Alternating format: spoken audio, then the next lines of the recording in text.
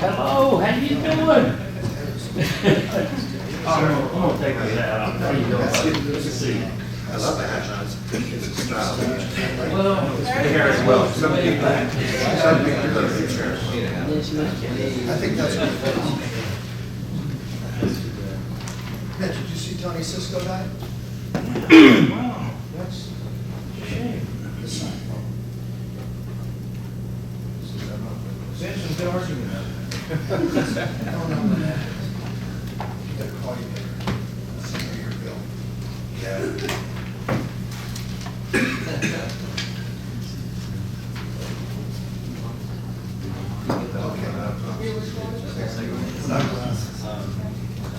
Do we have the mics around us? Or we'll pick up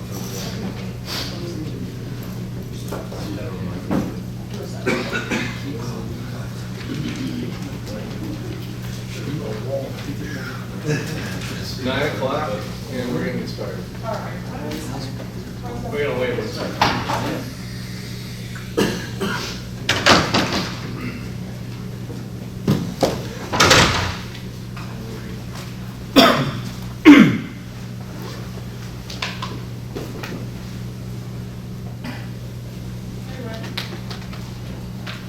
Good morning, everyone. Good morning. It is 9:02, and today's April 16, 2016. This is a general business meeting for the Florida Boxing Commission. Mr. Chair, I would like to go ahead and call roll call. Please. Dr. Mark Williams, Chair. Present. Mr. Marco Lopez is absent. Dr. Wayne Curry. Present. Mr. Antonio DeSisto. Present. Mr. Tirso Martinez. Present. Chair, we have a quorum. Thank you. Also for the record, we have Executive Director Paul Waters, Present. Assistant Executive Director Frank Tintara, Present. Mr. Robert Milne, Assistant Attorney General. Present. My name is Lina Hurtado. We have a quorum, Mr. Chair. Thank you, Lena. Welcome, everyone. This is a reminder to turn your phones on vibrate. Just put that to mind, please. Thank you. The first order of business is going to be the review of minutes.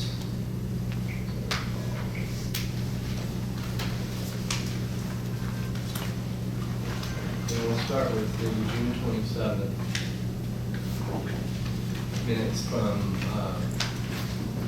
June 27, 2015. Were there any additions, alterations? I reviewed them, they look fine. So far, it looks fine. Motion to approve, anyone? I make a motion to approve the minutes of the previously stated date. Is there a second?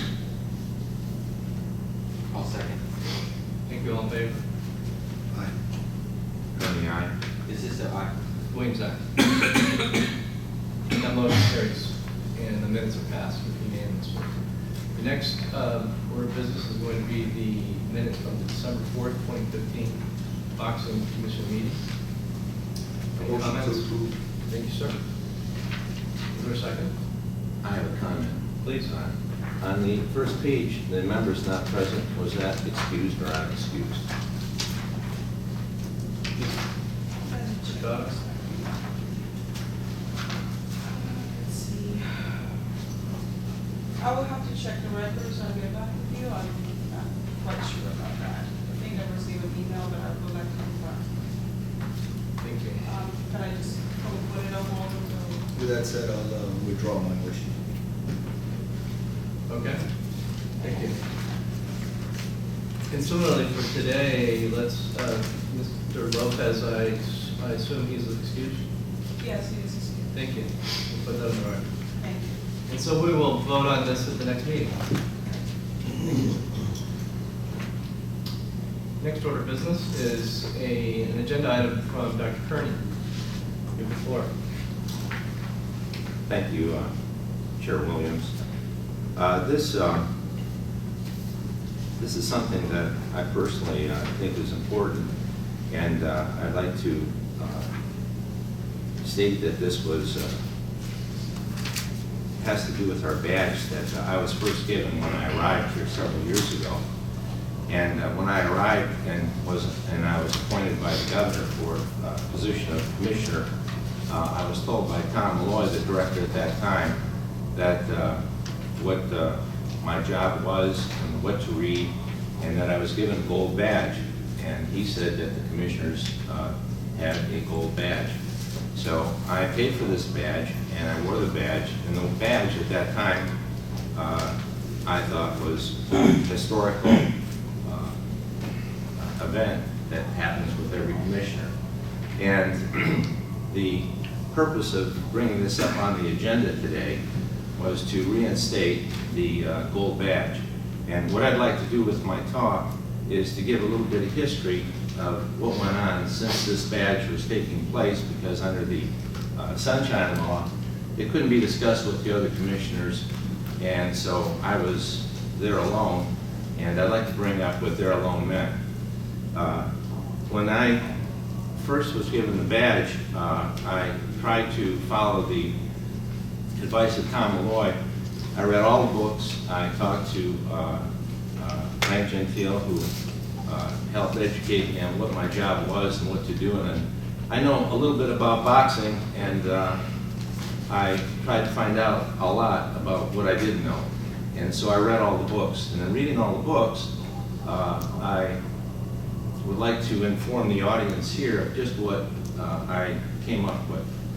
As a commissioner, we're appointed by the governor of the state of Florida, and we're approved by the Senate of the state of Florida. There's 5 commissioners. The commissioners are appointed. We're not employees. We are appointed by the governor, and we could be fired by the governor. If he doesn't like what I'm saying today, he can fire me. But this is my understanding. We were given the job of appointing a commission office in Tallahassee, and then we were given the power to have people come through and go through the employees that the director and the other people that need to go through and administrate what happens. But I just want to make it clear, and this will come up in my presentation, of that we are appointed by the governor. We're not employees. We don't get paid. The purpose of this is to regenerate the use of the gold badge.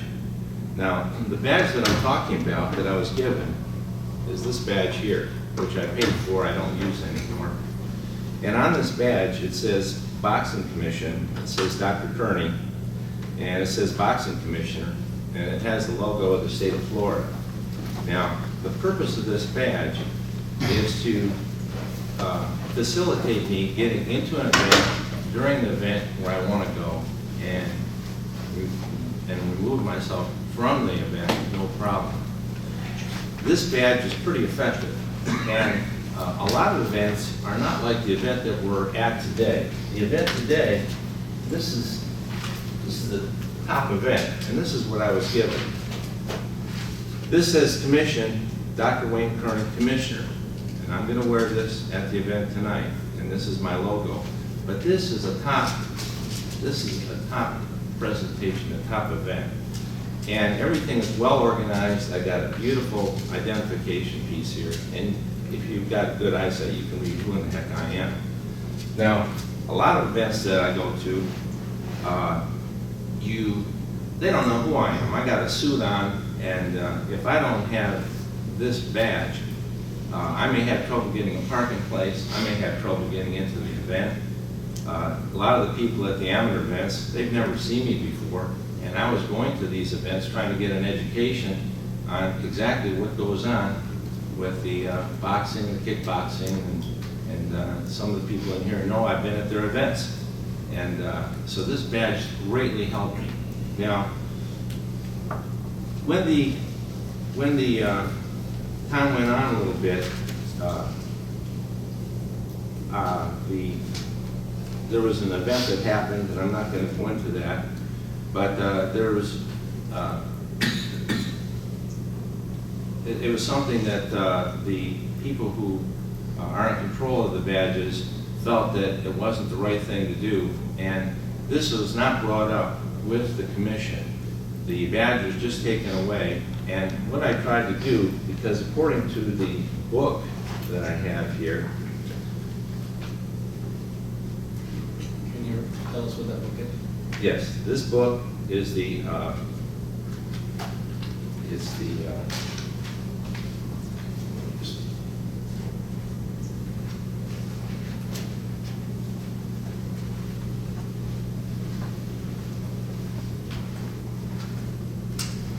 a lot of books.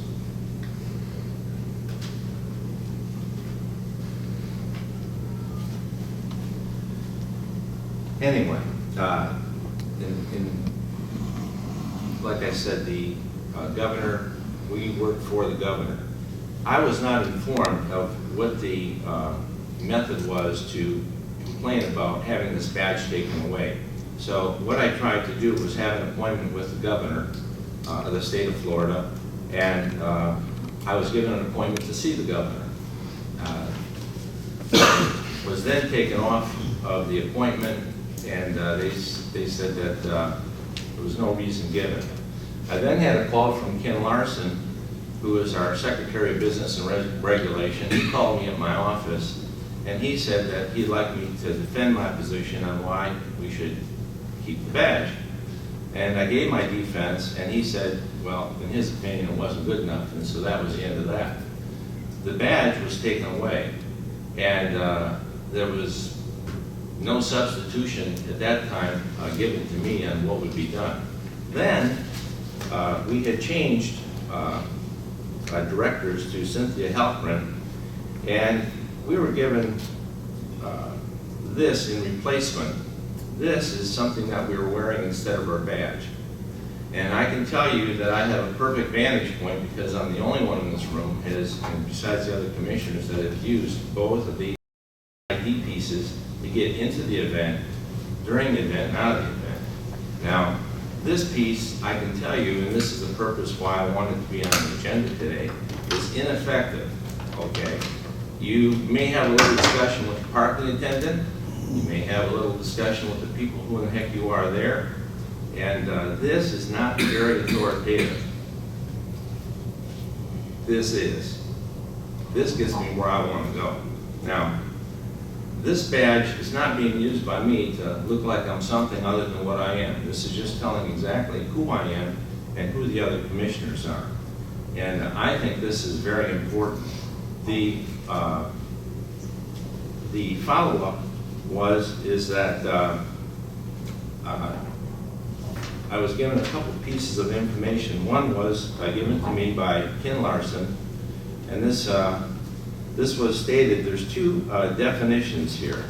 This is, I don't know if I need to write the title, 4.010, the purpose. The purpose, guidance to the Department of Business and Professional Regulation personal regarding the presentation and authorized use of department-issued credentials and badges. Secretary Ken Larson had down there, he stated, there were two definitions. Number one, a badge. A badge is a device administered to division level that is presented or displayed to indicate a symbol of authority or a means of identification. Two, you can have a credential. That's evidence of authority issued to an employee by the department. I am not an employee. Chair Williams is not an employee. We are commissioners. And a commissioner, in my opinion, should keep what they had before historically, this badge. Now, what I'm asking for today is that, I'd like to bring this up, what Paul Waters was given to me, and I'll be over shortly. I was given a letter by Paul Walters on 3/17, and it said, I have discussed the issue of badges with folks here at the department and of the Attorney General's office. Florida statutes does not authorize badges for commission members. Furthermore, the attached department policy prohibits badges except for specified department employees. Based on existing laws and policies and based on prior incidents, the department is not willing to allow commission members to use badges. I want to tell you this before the meeting as a courtesy. Do you still want to proceed? And my answer is I did want to proceed, and I was advised to give a one-sentence statement on what my purpose was for speaking today. And that's why I gave a one-sentence purpose on being placed on the agenda today. I found out that this had to go through special privileges here to find out that I was allowed to speak because it was mandated that we no longer had the badges. And there was some question whether I even could be placed on the agenda. But I'd like to thank all the people who went to the powers that be to let me speak today on the agenda. The thing that I found a little bit amusing is that I had another piece of information, and like I said, there's only two things you can do for an ID. One is you have this badge, or you have that other piece that looks similar to the person that served me a drink last night in the hotel. Now, I was told by Director Walters as the last thing, and I'll soon be finished, is that I was told that badges are not to be worn. Yet, Director Walters sent this to me, and he gave me a picture of himself. And it says, as I discussed below, is a copy of my ID badge. Now, I find that interesting because this is considered a badge. And this is something that was just, that he uses. So, to come to conclusion, if I'm going to do in here,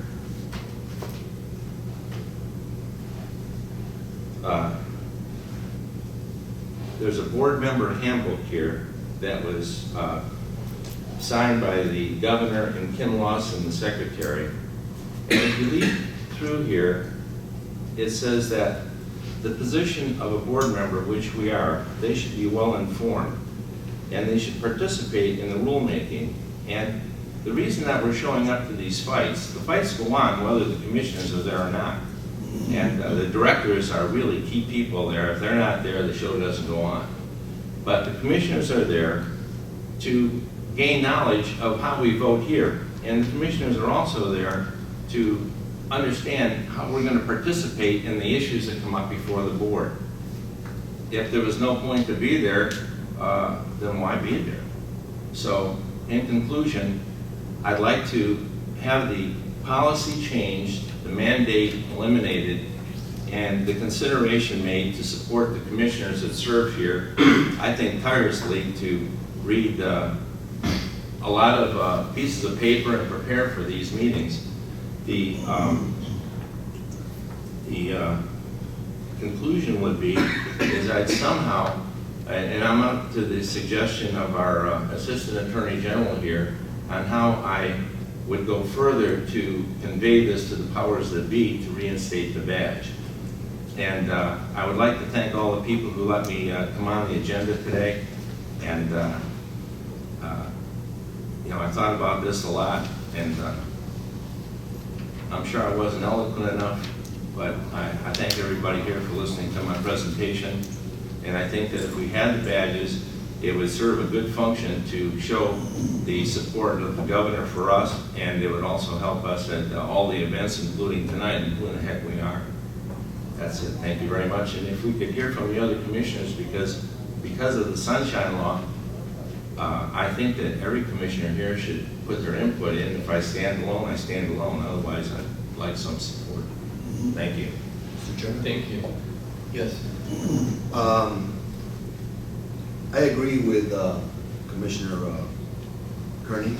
I think the badge is a symbol of authority. The badge that I've been around the sport a long time, and for a long time, commissioners wore that badge. And the badge they wear is an 8-point badge, similar to what a firefighter wears. It's a symbol of authority. It's not a symbol of law enforcement, which was one of the excuses that was given for the removal of badges. This is not a 5-point sheriff badge or an eagle-headed badge that a law enforcement officer wears.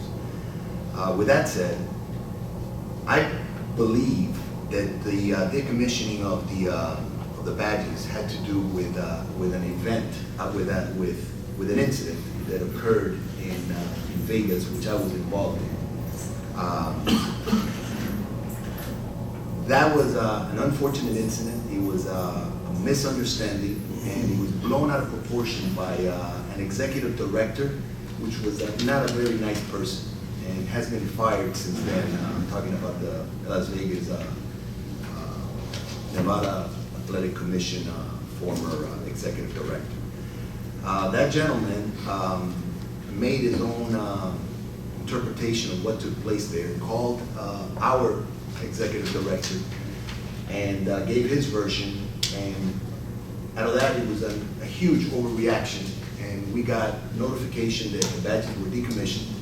We were not authorized to wear badges anymore, and no explanation was given. Maybe our chair was brought up to speed with what happened, but the rest of the commissioners weren't. And since I was involved in that incident, I felt that I was like, you know, the fall guy. I had no opportunity to say what really happened and state the facts. And then it was just gone. The badges were gone. It was again. I wanna give my opinion that it was a huge overreaction. I think we are all very professional in this commission. We know how to behave, and we know how to use our powers and authority in the events. Paul Waters and Frank have seen me at many events, and I agree with Dr. Kearney that it's really tough to even go up to ringside and try to explain who it is. Most of the time, I'm lucky enough to see Frank. He catches my eye, he comes out, he puts his arm around me, and escorts me to the ringside. I can't move from there. Okay, because if I move from there, I have to go through the same process again. I also agree that these badges are great for these large events, but even a major event that I was at, we couldn't find my badge. I was in the parking lot, I was making phone calls, the show's going on, couldn't get a hold of anybody. I couldn't get in. I was there it was in Orlando, I was there for a good 45 minutes until somebody returned my call and they told me where the badges were at. So I think that if we do have the authority that our handbook says we have, and this is something that was historically part of being a commissioner as a form of ID for a commissioner. And in that email, it referred to past incidents. I believe that the incident was the one that I discussed that happened in Vegas. If that needs to be discussed further, we can. But I agree totally that with Dr. Kearney that the badges should be reinstated, and if we need to set a list of rules, of limitations to use for those badges, so be it. Put it in writing. If we don't abide by that, if we break those rules, there are consequences. But to sit there and treat us like little kids and say, you know what, you can't have a badge because you can't handle that authority. You can't handle that symbol. You're going to misuse it, which is basically what they told us. They didn't want us to misrepresent ourselves as law enforcement officers. I respect the job that cops do, and I'm thankful for the job that they do. I don't want their job. Okay, so with that said, I'll let other commissioners make their. Thank you. Thank you. Mr. DeSisto? Yeah, I mean, I think that all makes good sense. I think you mentioned in the email that there was that the reason for not having the badge was there might be some legal issues or some other, rule issues. I think I'd like to hear that from whoever it may be, whether it's the Attorney General's office or staff, what those rules would be, and then it would be easier to sort of make a decision where we go or if we're even allowed to have it based on what the rules are. That's what I'd like to hear. I agree with that, and I would like to hear from our counsel. Well, if I may share an apocryphal story dealing with a similar incident. Some years ago, Florida State Attorney General's, Assistant State Attorney General, had a letter fog wallet that opened, and there was a nice golden badge that said Assistant State Attorney. Until, and I'll say, a Miami man in a bar fight was restrained by the police, and he whipped out his phone and said, "Do you know who I am?" And the police said, "Yes, we know exactly who you are." He was arrested, carted off, whatever, and the next couple of days, all the attorneys were asked to tender their badges. So, you know, out of one incident gets blown out of proportion, everybody else suffers. As my boss says, that's why we're not allowed to have nice things anymore, et cetera, Big Brother, whatever. But it is very powerful in our society to show this badge. I understand we're graced with an extremely gifted set of commissioners here. It's unfortunate. It's a very nice and honourable and I think historical thing that you've been deprived of. But I looked into it. You know, we're creatures of statute. I was kind of thinking about on the same lines about my predicament, because I don't have that badge either. I think in certain circumstances it would be very nice to say this is exactly who I am. I bear the weight and authority of the state of did this function. But we don't, under our boxing statute currently, have anything specifically authorizing us as the commission to issue badges. So from that perspective, it's either what I've been able to research, a legislative initiative, or it's got to be something within DBPR, or maybe an initiative. Gentlemen, if I can pass that across to you, this is currently what allows me access to our building, which has retired FBI guys as security. They're armed. That also has a strip on it, so I'm actually allowed to open the door, which is electronically locked. This sort of thing is a government-issued photographic ID. My understanding is that in line with procedures that we've all had to deal with at airports and various interactions with law enforcement, they want to see, if not that, they want to see something probably even more powerful, which should be coupled with another photo ID issued by the state of Florida, which is universally accepted as a means of authentic identification. Now, when I went to the weigh-in yesterday, I produced this, which carried me out of parking. And it got me to the front door, and I produced my driver's license. And then I was on the list, and this was preordained for me to send it. You know, I helped draft rules, I'm here on fact my mission today. And that's what got me in. So I've gone through the same issues, and I'm looking at the same issues from ground zero as all the commissioners here, because it's imperative that we get to your seating time that people understand your form and your function. But having said that, currently we don't have any statutory authority within our boxing statutes to go forward. This I believe, and I don't want to kick the can down the road, but I believe it's something either at the legislative level, which is a lobbying issue, which is a legitimate thing to address, or it's something that will come through DBPR. Mr. Chairman, may I? Yes. Mr. Chair.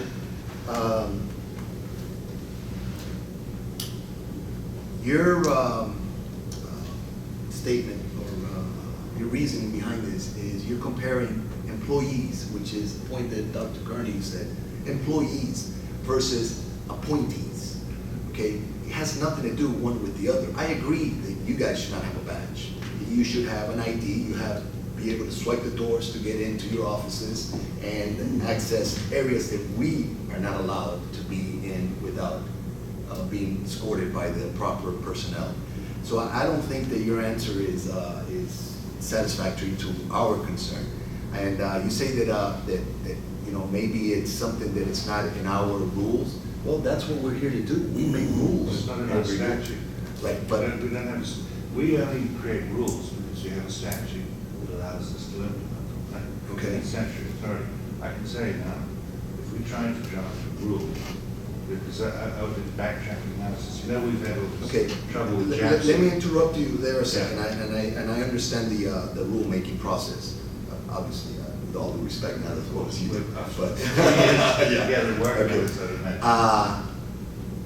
Where in the rules does it state that the executive director or the inspectors are allowed to wear a badge? They do. And I think they need to. Yes, Mr. Waters will address that because that's on the dichotomy between appointees, such as yourselves, and employees, which is a different area of authority under the DBPR. What I've researched is that since we don't have a statute authorizing the commission to issue badges, if we drafted a rule, the Joint Administrative Procedures Committee is going to say, kick it back to us, saying, show us the statutory authority for the rule we're seeking to implement, and we'll come up zero, because we don't have the statutory authority. That's unfortunate, Okay. but that's why I'm suggesting from another tactic, that might be where. Correct me if I'm statute is wrong, fixed. but rules are to restrict. And where is the rule that restricts that? That says that the appointees, the commissioners cannot have any form of identification that they feel is appropriate? But it actually works in reverse. You go to the statute because it preaches the statute. The statute gives various directives to our commission to say, you're in charge of health and safety. You need to uphold and implement these statutory provisions and on particular items. The statute will then say, and the board shall have rule-making authority to implement this particular part of the statute. It's like the mortar that holds the bricks together. You know, there's a general idea of the building, but our rules on specific issues, the legislator defers to your expertise to craft the rule to implement the statute. What I'm saying is, unfortunately, as far as issuing a badge by the commission, there's no statute authorizing us to implement it. I agree, and I don't think we're asking for the department to issue us a formal badge. I think that what we're asking for is the understanding. It's not even the permission to display, understanding that our commission is not like any other commission within the DBPR. That's really unique. Yeah, the architectural board, the construction board, they are commissions. They don't go to my office to see how my draftsmen are working, because public safety is not involved.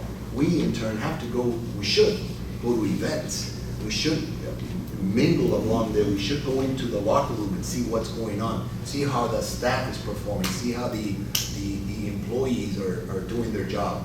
And so if something does happen, we see firsthand what's going on, and we can form an opinion based on what we witnessed.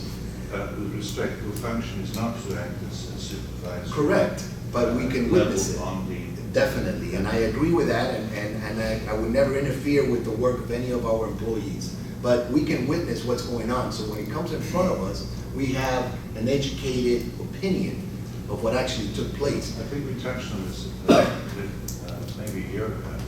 We are hamstrung. I respect and understand your motivations because you have a passion for the sport and a depth of experience. You know how the industry underpinning runs.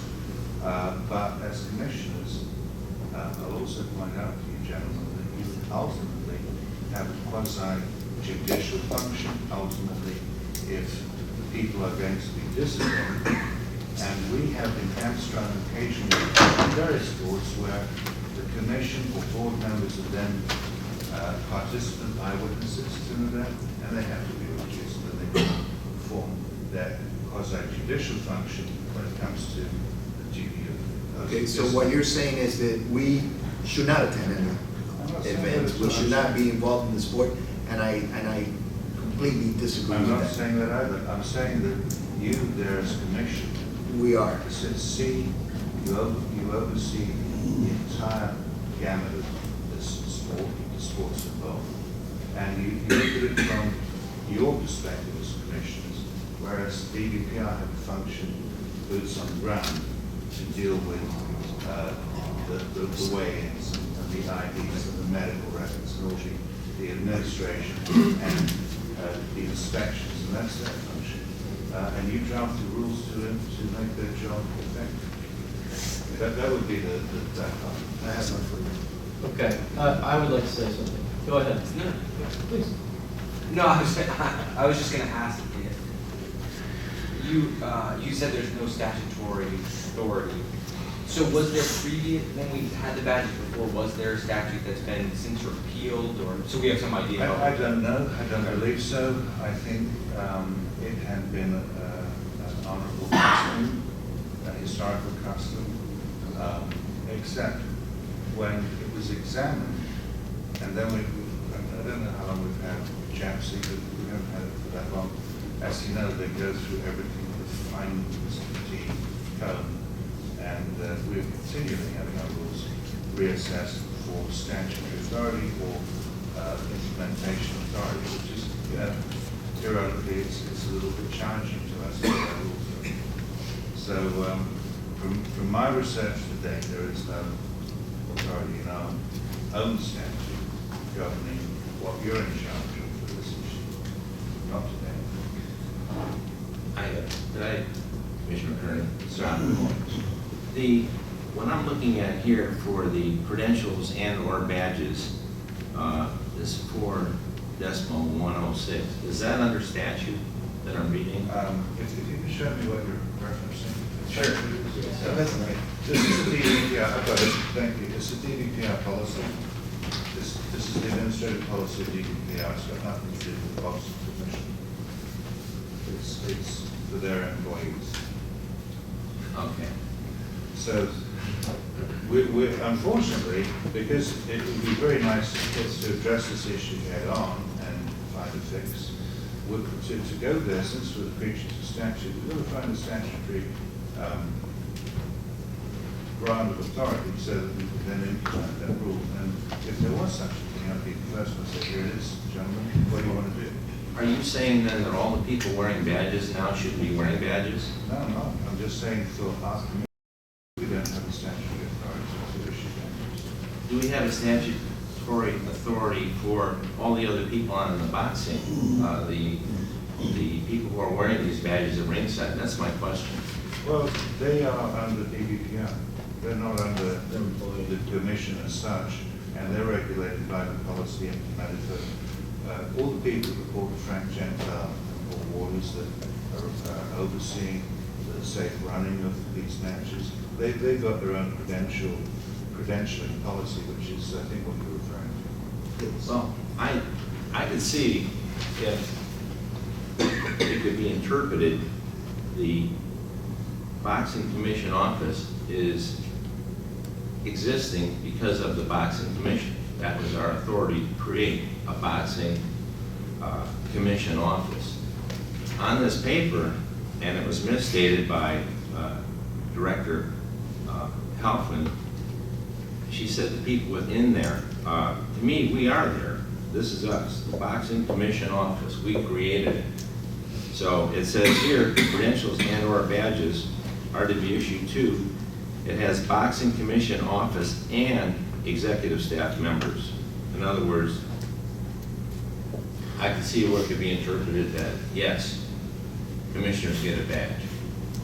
If the head of the Supreme Court was here, he would say, yeah. And most of them, they would interpret it that way. Well, DBPR has no, it provides you commissioners and the commission with the advisory and support function, administrative function, and the funds to initiate the rulemaking and the practical effects of what you do. It does not have any authority to issue you a badge, because of course we're commissioners. So we shouldn't have the authority, I'm sorry, through the chair? Yes, I would like to speak. Okay. And I'll shut up. I haven't spoken. I've been listening. And I'm not unsympathetic. I think that what, I've been listening, and I think what Dr. Kearney had mentioned is reasonable. And I don't really want to rehash Tirso's situation in this meeting. But I do think that there are some points that are at least worthy of discussion.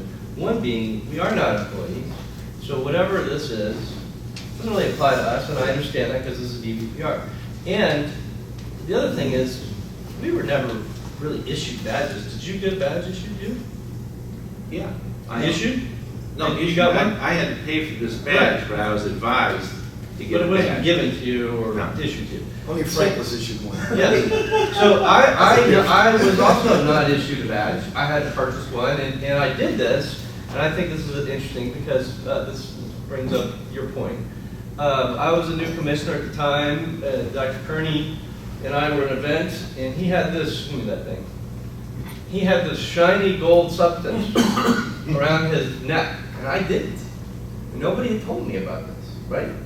And we go up to this, remember, do you remember? Yeah, I remember. There was 6'6" dudes like everywhere. And we wanted to go to the locker room. And these big guys were like this, they're like, you're not coming through here. I'm not kidding you. And I'm looking at Wayne like, dude, We're not going we're not going through here. And Wayne does this, he goes, oh yes we are. And the guy was like the Red Sea party.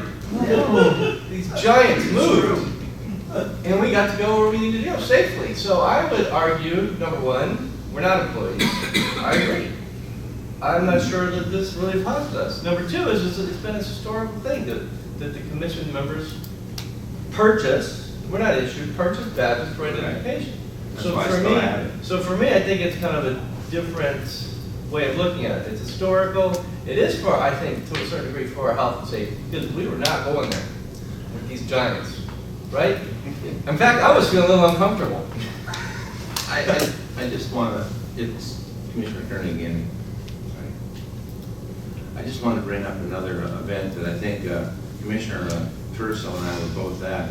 It was in Fort Lauderdale for an MMA event. And I'll give you a hypothetical if I didn't have that badge. With that badge, I got a parking spot because I got there like right at the event time. And I was walking in the event, and one of the guys there was another, you know, I weighed 215 pounds, but this guy looked like he was 300 pounds. And, you know, I'm walking in, and he says, where are you going? And I said, Commissioner Kearney, I'm going to ringside. And he looked like he was going to beat the hell out of me. And, you know, and this is like with a bunch of people around. And Tirso was at that, Commissioner Tirso was at that event with me. And he had a hard time with one of the guys. And Commissioner Tirso, he's an ex-fighter, and but these guys are big guys. I mean, wherever they come from, they're big. Oh, I sized them up for the way. Yeah. But all we're asking for is really easy when the people that come from the commission to a big event and they see how everything is so organized and you have these wonderful badges and go in this door and go to where you want to go and there's no problem. It's a lot of the other events that you go to. I'm planning on going to an event next week in Fort Pierce. There's an amateur event, MMA. One of the fighters invited me there, and I'm going to go, but nobody's going to know who I am there. And yeah, I could show them this, but this is much more effective. That's all I can say. And the only time I wear this, and I'm not one of those guys who, you know, show off my power type of guys. I don't compete. Just the opposite. So you are a doctor. Yeah, when I'm in my office, you know, when I'm in my office, but, and I think you have the feeling that we need, and I don't know legally, but getting back to this goon, if this guy, if I said, no, I'm going through, and he beat the hell out of me, okay, let's say he beat the hell out of me, and I had to go to the hospital, because this guy wouldn't let me to ringside, even though I had a suit on. Do I sue the state of Florida because I don't have protection of a badge and an authority? If you address that to the legal people, they go, oh my gosh, what are we going to do now? I think we better have a badge for these people.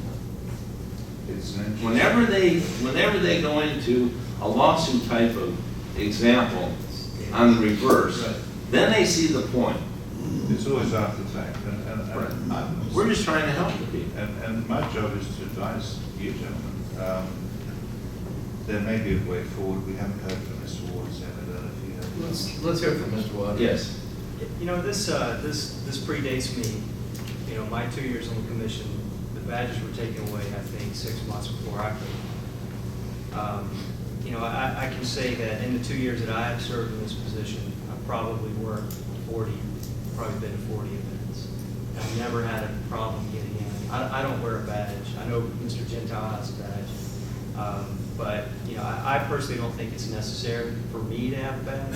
And, you know, we absolutely prohibit badges for employees. And you're right, this policy it governs employees. So we prohibit only certain classes of employees can have badges, and all others are prohibited. We don't have the authority to prohibit commission members. We can't say you can't have badges. We don't have the authority to take your badges away. But I can tell you that we all work for the executive branch, and we all serve the governor. And, you know, as such, you know, the governor's boards, I think he has 17 or 18 boards in DBPR. I think he has other, you know, departments like Department of Health. There's probably 20 or so boards there. None of those guys have badges. And I understand that we're a little different because we go to events. But there are certain other professions that commission members do go on site. Like, for instance, I think harbor pilots may be one, and they go on state boards. I don't think they have any kind of badges. I think they just use credentials. So, you know, we strongly discourage the badges, you know, for commission members. So, you know, the department doesn't in any way condone you guys have badges. You know, like I said, we strongly discourage it. I think the name tags on the spectrum, the name tags are here, and the police badges, and well, not police badges, the metal badges are here. You know, so I think the name tags aren't enough, and I know that's what we gave you in the past. But in my opinion, I think the name tag is that. In the department's opinion, the metal badge is way too much. I think what Mr. Milne showed you is kind of somewhere right in the middle, and I think that's kind of a happy medium. Government ID. Here's his government ID, and also took the liberty of printing one for Chair Williams with his name and title. You can pass that down, and you could purchase leather cases, and this is a bad example, but you can actually buy smaller, you know, more official looking cases. You know, we absolutely, you know, we support something like this. We can print these for you and distribute them. We can take pictures and get them out to you. But, you know, otherwise, you know, we just can't support that. I have a comment. Maybe you could do something like, have that badge? Yeah. You could do, you know, something that we could wear, like an identification, because, like Dr. Kern said, an event like this works like gold. You don't need any badge. But when you go to these other events, when you get the big dudes and you can't get through, and who are you? You show them this little thing, and they're like, well, I can't read that, get out of here. But maybe if we had like a bat, you know, something like that we could wear around our neck. Or you could slide it on. You could just, you laminate. Get something on the end of your name. Yeah. Just like this. And with a picture of a badge. Picture of a DBPR. You put your DBPR, give me your badge. That's what they're expecting to see now, and I guess, on a sort of landing grade. Yep, that's what they're looking for. And so you could take some sort of deal like that, you just laminate it all together. Somebody can see that. We can start brainstorming, and if you'd like to appoint one member for me to work, I could work with you, Chair, and we could come up with something. You know, I could bring it to the next meeting and pass it around. If you approve, I can distribute it. I'm certainly willing to look at other options. I have a question for Director Walters. Yes, sir. When you go to an event, you know where the entrance point is, and they know you're coming and they know you. Yes, sir. When I go to an event, I don't know where the entrance point is. And there's a parking attendant there, and the parking attendant may not even speak English. And I need to get a parking spot. And I don't really feel like paying for it, you know, if I'm there on official business. This gets me by the Latino parking attendant, and I can get. I don't have your privilege of knowing where the entrance point is. And I've also been lost, and they've been helping me trying to get to where I want to go. So even though the department thinks that there is no need, I'm just putting them in my shoes, and I've seen it both ways. And this is certainly not as effective as that. And at no time was I told them to arrest somebody because they thought I was a cop. Whoever came up with that, I mean, that's a pretty poor argument on the other side. Because all I am is what I am. I'm just, if I could get to the ring without that badge, I don't want to wear that badge. But, you know, if they knew who I was, but it's just, that's why I'm taking all the time on this. I'm done. Thank you very much. Mr. Chairman, I think one last point, which I see you report to.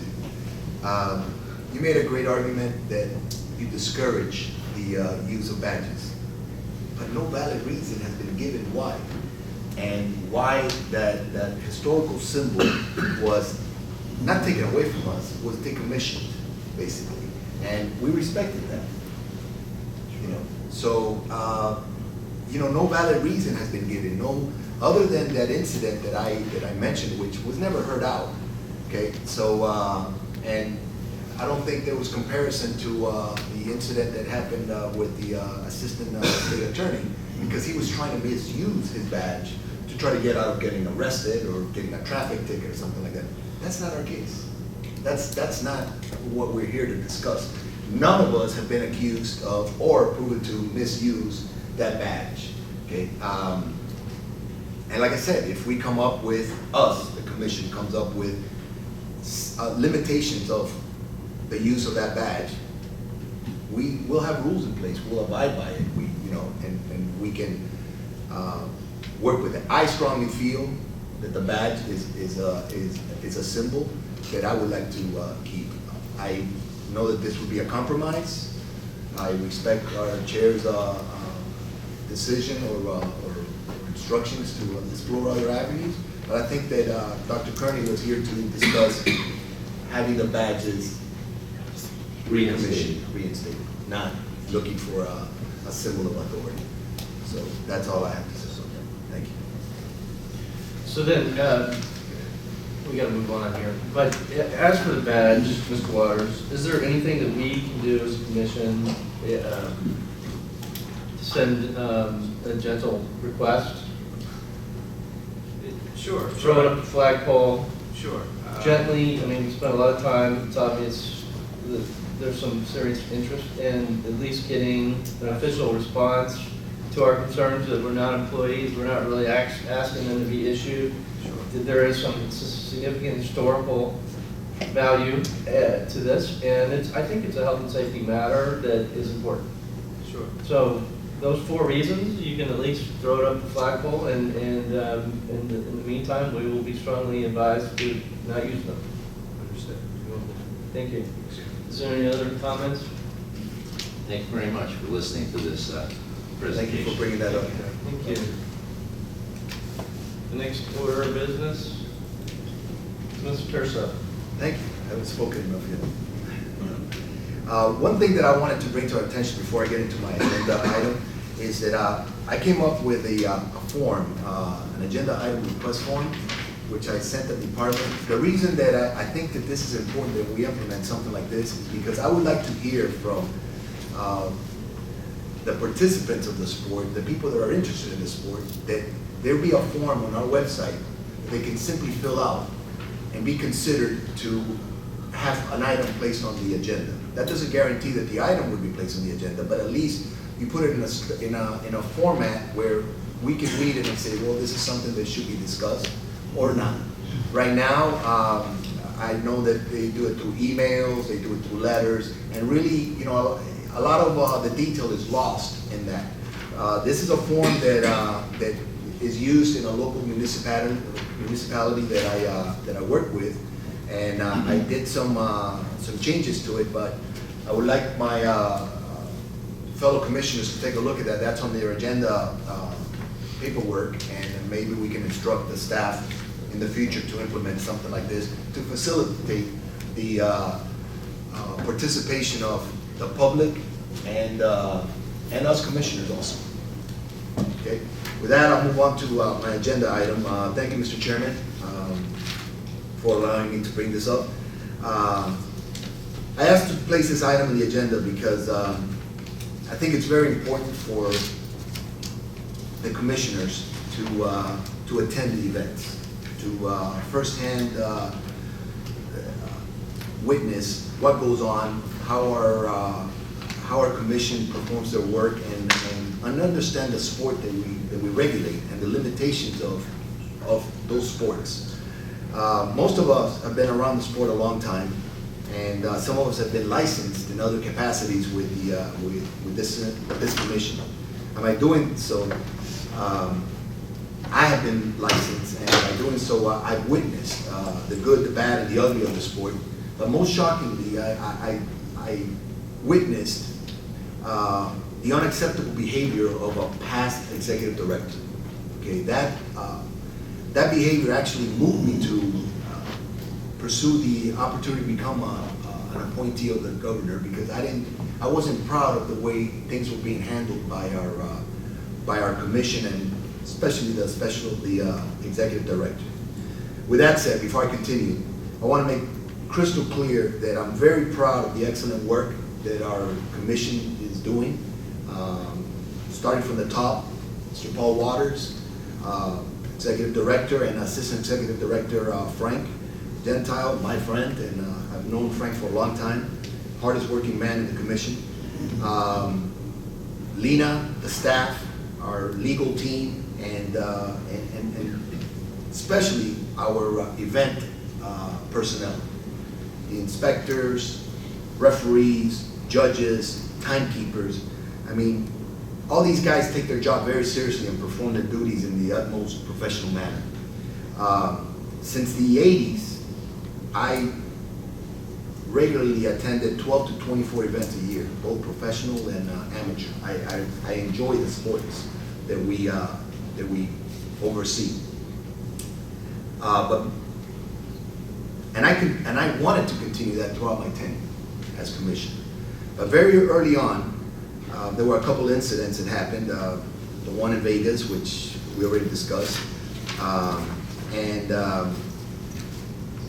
then I was informed that we, as commissioners, were not reimbursed for our travel expenses to events. I found this very odd.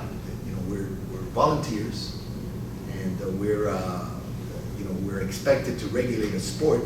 Yet, if we're going to go through the trouble of taking our time, put our effort into going to those events to see what we're looking at, we're not even going to be reimbursed for travel expenses. Okay, so I dealt with that.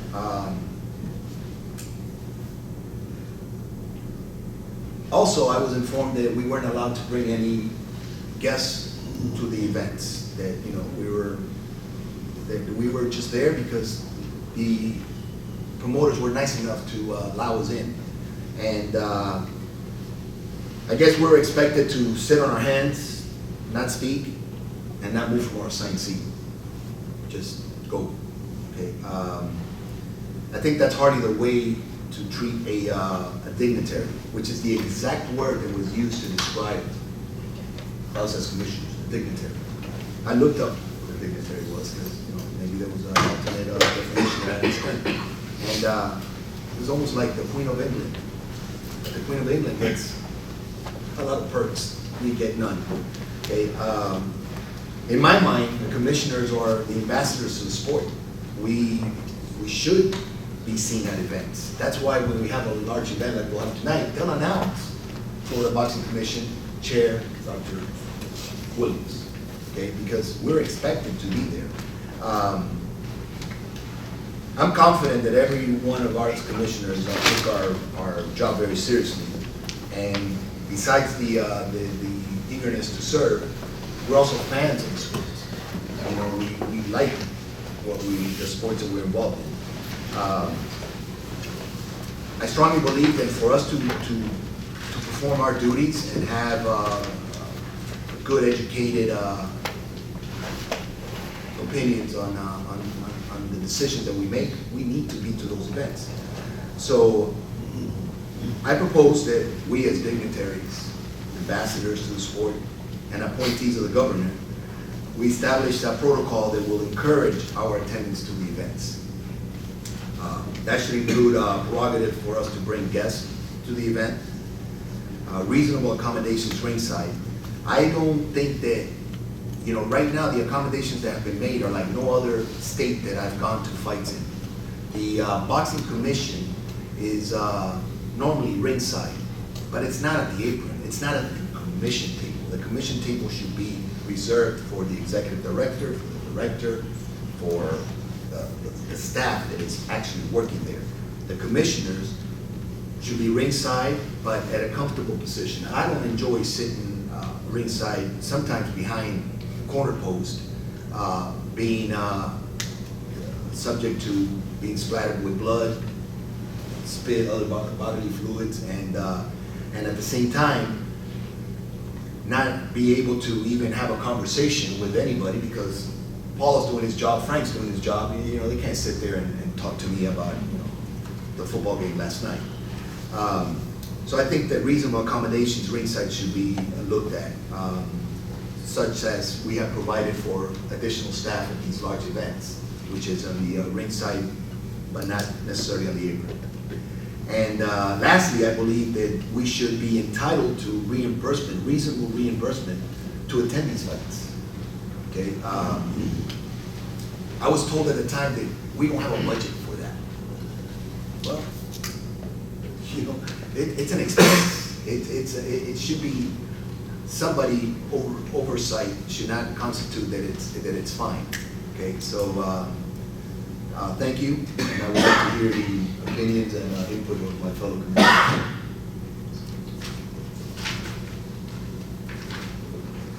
I would like to hear from our commission staff, Waters, executive director first about a response. I think the issues, there may be some legal issues, so I think probably the best person to address this would be the commission's attorney. Thank you. Milne? Mr. Chair, thank you. As Commissioner Tirso has said, he's had an unenviable position of being placed without the view of something and or at risk of being covered with blood, gore, and so forth. And this was raised with our risk management, and they said absolutely no guests will be covered. This is not going to happen in a way. For precisely those reasons. We are not, as the state of Florida, having non-employees in a position to be at risk and we're not going to cover this. That's a very bad idea. From our perspective, as the state is not going to happen. So I was told to get out of my boss's office. So there is a practical liability issue. And then, if I can put my boring attorney after another moment, I took a more technical approach to this, and I wasn't really thinking about the liability issue. I was just looking about, well, why not? So it's a reasonable request. Why not? You under your statute, again, you're good creatures of statute, you have the obligation under the statute to govern the facility safety requirements related to the ring, floor plan, apron, seat, emergency medical equipment, and services, not equipment, services necessary to conduct the program of matches. And that's a very heavy duty that you, in my opinion, discharge perfectly well, but it's health and safety. What was that first word you used? Govern? Pardon? Was it to govern? Is that what you said? Well, I'm looking at a wellspring section, which is 548, 302. And that is your remit. It says nothing about guests. I can tell you, if you draft a rule that says no, we're going to take guests along, JAPC is going to do it for us. That's the same as like one. I mean, I'm thinking, I'm going to my first fight tonight. You know, I'd like to take my wife. Why not? You know, it's an innocent request. But from the liability issue and the state saying, you know, you want personnel there, I'm going on a fact-finding mission today, I've drafted the rules of the law, and I'm going to see a real fight up close. I want to see how it actually goes. I spent 3 years drafting rules, but I really don't know as much as you guys do. But I'm there for that purpose, but I can't really guess that. Mr. Milne, can you comment on the reimbursement then?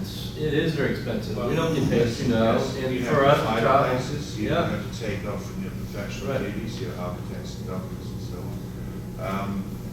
I think in not a very popular way, this is addressed by Department of Management Services sometime last year when they came up with this novel scheme, get you to do all these disclosures so that you can get repaid as quasi-employees, and that was very cumbersome, and it was, I think none of you saw any benefit from that. That's just peeking out an attempt way these sort of issues are dealt with from the government side. So again, I think I'd imagine considerable expenses outlaid by all these required. If you go to these events, you've got to spend a lot of money on the product.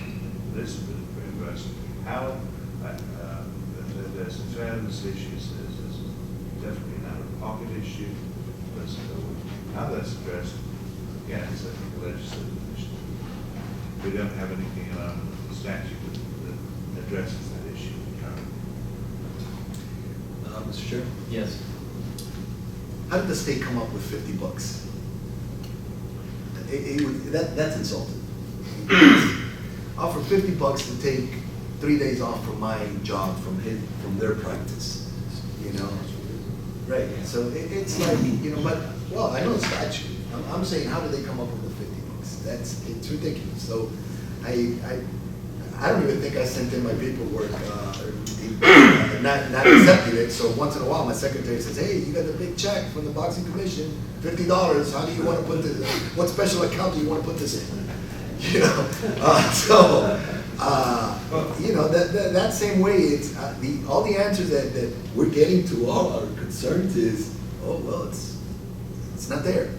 And that's unfortunate. For example, and Dr. Kearney, you'll know that we just successfully fought a rule challenge, raising the cost of, I was actually part of the legal team in one of the cases, trying to get doctors to be allowed to charge patients up to $1 per page for their medical records. That was basically a year's worth of knocking down, dragging out litigation. And guess what? That, the previous, the state mandated was 25 cents a page. That was done in 1988.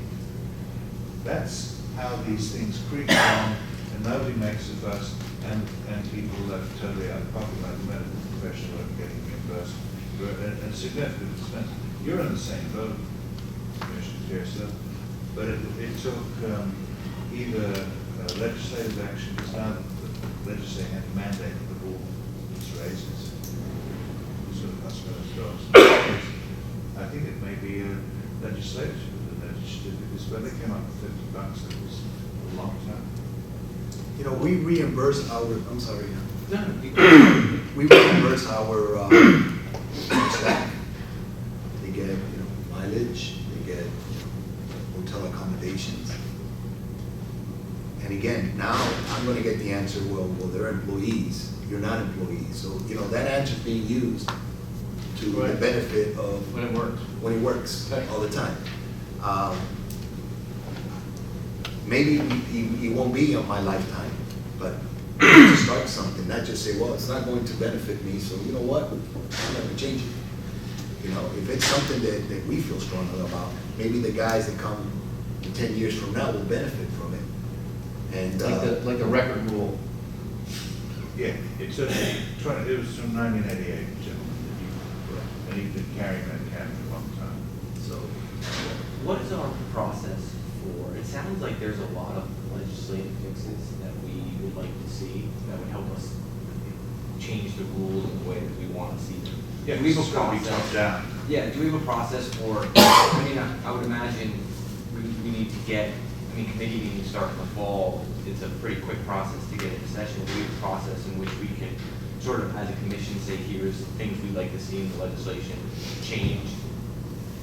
Well, under our contract, the AG has a contract with DBPR. We're not contracted to provide legislative initiatives for our boards and commissions currently, because it was negotiated, point of negotiation, and it was decided they didn't want to pay for us to do it, or it wasn't appropriate for us to do it for whatever reason. We are not actually functioning in that scenario for your commission at the moment. So that would be something that you would take up during using the traditional channels to get to your House representatives and senators, legislators, and take that around. Typically, that's first of all, I haven't seen anything happen from a board standpoint, legislatively. Yeah. Now, UFC comes to town, they ran something through very quickly through their legislative channels, and we had no say in there. But you know, Mr. Chairman, Yep. you know why that happens? Because the staff of the DBPR wants it. It's in Well, their I think best it's interest. top- I think it's top They down push- too. Right, but they Right. push it through. In our case, Right. it's like, you know, we don't even have a secretary assigned to us. Most commissions that I've been in and boards that I've been in, outside of the department that we serve, there is a staff member that is just dedicated to that commission, to put their items on the agenda, to inform them, you know, we don't have that. We're on our own. We call Paul or Lena, they say, no, can't do that. No, that's not allowed. No, we don't have a rule for that. No, that's legislation. You know, and nobody pushes our agenda through. Yet, what I have a problem with is that when a decision has to be made, and a hard decision has to be made, it's our name that goes on there. And you look on our website, and it's my name and my phone number, my cell number that is on there. Okay? And I get calls, and they say, hey, you know, you're the commissioner, fix this. And I tell them, hey, you gotta call the staff, you know, we're just here to vote. That's unacceptable. So, you know, what I think we need to become more united and strong in our beliefs, and make sure that, like Commissioner Kearney said, is they understand that we are the appointees. We are, you know, the governor, and like Kearney said, that maybe after this meeting we won't be, but you know, I'm okay with that too. But I think that's a good point, and what I understand, having served on this board a fairly long time and seen basically what we're talking about, is it's impossible for us really getting anything done as a commission legislatively. At the same time, as Wayne taught us, and we're all aware of this, we're governor appointees from the Senate, but really we're an executive branch, and we serve at the governor's pleasure. So our role really is not legislative. If we have a legislative issue, just like the UFC, they get somebody to write a bill and run it through like everything else. You have to go through your representative. You have to go through representative. So if you have an issue that needs to be taken to the representative with bringing guests, Okay. you find somebody to champion a bill. Fine. I'm not the commission. I am a member of this commission. That's right. So this commission, I'm acting as a part of this commission, should have a lobbyist, should have a person that we can call up and say, you know what, knock at this door for us. Not individually. I can't sit there and say, you know, I want a driver to every event, Tirso. And you know, I'm friends with the lieutenant governor here, Tirso got a driver. It's not about me.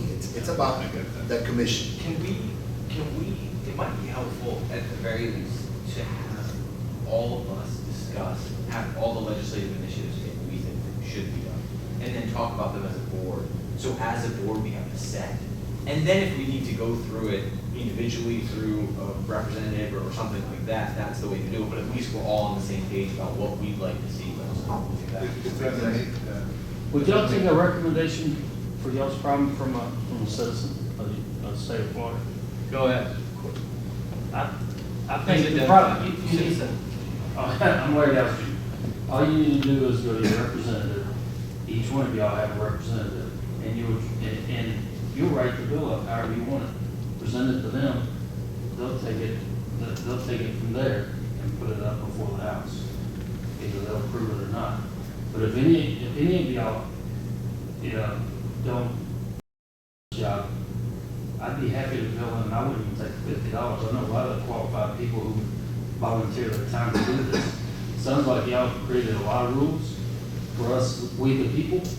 It's unnecessary. Now, all this discussion all the way up to this point, it's ludicrous. Hey, come on.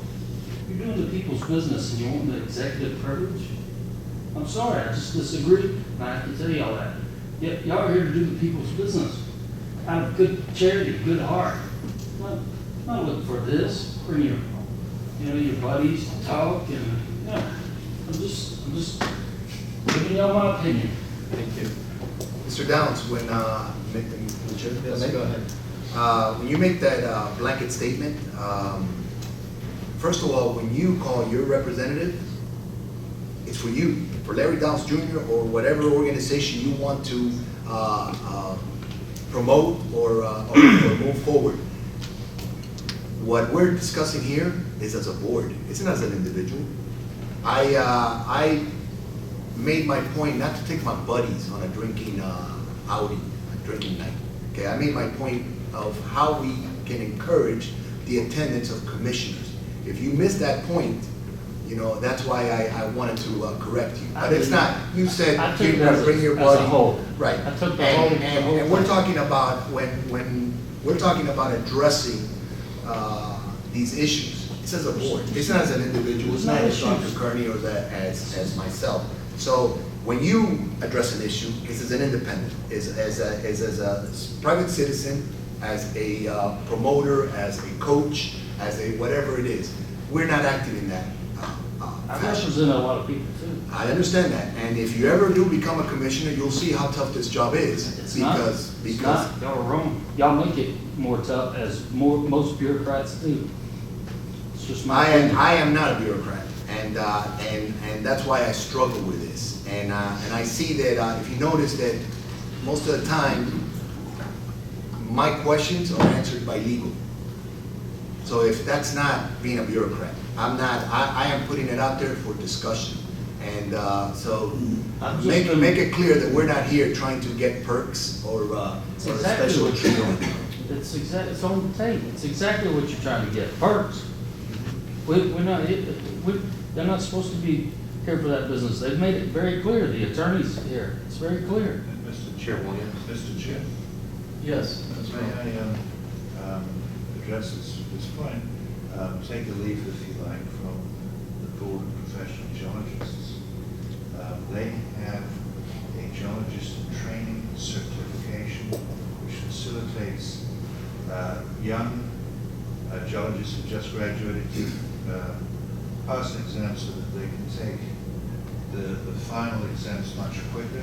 It's to work around an archaic system, and it's very effective in it because the pass rate for the final professional exam is like 80% higher if they can take their professional exams fresh out of university with the latest technology and the latest know-how, and they did very well, and this has been very successful.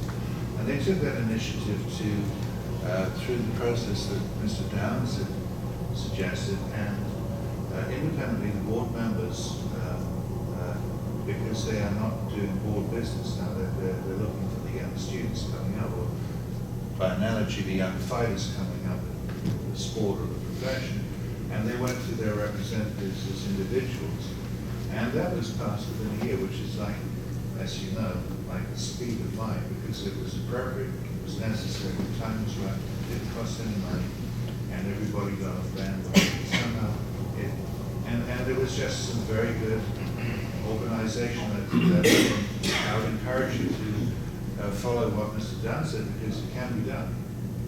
And it was very effective, and I can speak from personal experiences. Now, I wrote the rules for that program, and it's Chair Williams. Yes, sir. Mr. Downs, I thought pointed at me, I just want to have it for the record that I turned down the $50 check. I do not get paid.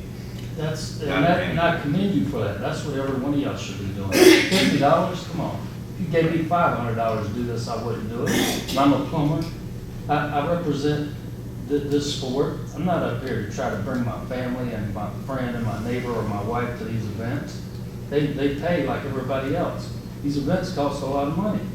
I mean, these rules, I've been through this rule processing for 6 years, 7 years. I ain't seen nothing but a lot of garbage go into here. We tell y'all what the industry standard is and what our common practices are, and you still just create rules that are arbitrary and capricious. I proved it. We proved it in a court of law. Still didn't matter. And I mean, I'm kind of, I apologize if I'm being rough, but y'all haven't spent $120,000 fighting y'all. I have. The state spent a lot of money fighting our organization, trying to do good. So I'm just trying to express how unhappy I am with the job that y'all are doing. I know everybody sits around at every commission meeting, I can hear it on the conference calls, patting each other on the back. Look at these rules. They're so messed up. We didn't even have Hep B or C or HIV testing for 2 years because y'all forgot it. I can do this job. My wife can do this job. I can find 100 people that volunteer to do this job and get it right for this sport. So I'm just begging y'all to please. I have held my tongue for many years, pretty much. But I'm begging y'all to please do some rules that will help our amateur sport and not destroy it. Because there's less events now than there was even 2 years ago. Because there's too much bureaucracy, too much paperwork, too much restrictions, all in the name of trying to protect us from ourselves. I mean, what our government's for. Y'all are our government, y'all are our voice. We are supposed to tell y'all what we want. Not y'all sit back and say, I'm sorry, sir. Sorry, citizens, y'all don't know what y'all want. Y'all not smart enough to handle it. Just like the guy with the cerebral palsy at the last commission meeting. You're not smart enough to be able to handle your own. You're a fighter, we need to protect you. You don't need to protect him. He's smart. He's already competed. He knows his limitations. We know our limitations. Please don't restrict us from having free choice. Please, I'm begging y'all to help us out here and stop the path that our whole country's going down before we have nothing but so much red tape, regulations, and paperwork that we can't even have an amateur event. Y'all should see the paperwork we have to go through for the rules that y'all have created. I don't even want to do it anymore because of the crap that we have to deal with, that y'all have put in order, that y'all have made at our begging over and over for years. We've been begging. I have probably 100 hours of video to prove it. I'm gonna post it on YouTube and y'all can go back through and say, man, all of these things. And Dr. Williams knows it. Been right here the whole time. Thank you. I'm sorry I'm passionate, but I just hit the end of my road. Chair. 1 second. Anybody else from the public wish to comment? We'll open it up this time. Yes, sir. Mr. Downs, have you ever witnessed any promoter do anything wrong? Have you? Yes or no? Not Yeah, really. yeah, No, yes or no? not that I know No? of. Okay. Well, the department has, the commission has. Yeah, they So witnessed us doing stuff no, wrong, no, which was a lie. They witnessed promoters. I didn't point you out. It's a But promoter you know, throughout the you- state doing things wrong.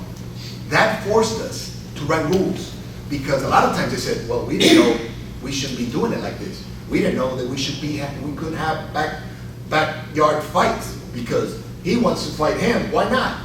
They know how to do it. They have the freedom to beat each other up. You know, that's why we had to write rules. And that's why we then restrict you, the guy that does everything right, okay, to then follow our rules. That's all I have to say. Well, let me respond, please. That's the problem. Whenever y'all create rules that restrict everybody from doing it, from just doing it in general, or making it so complicated and so much paperwork, then you take out everybody.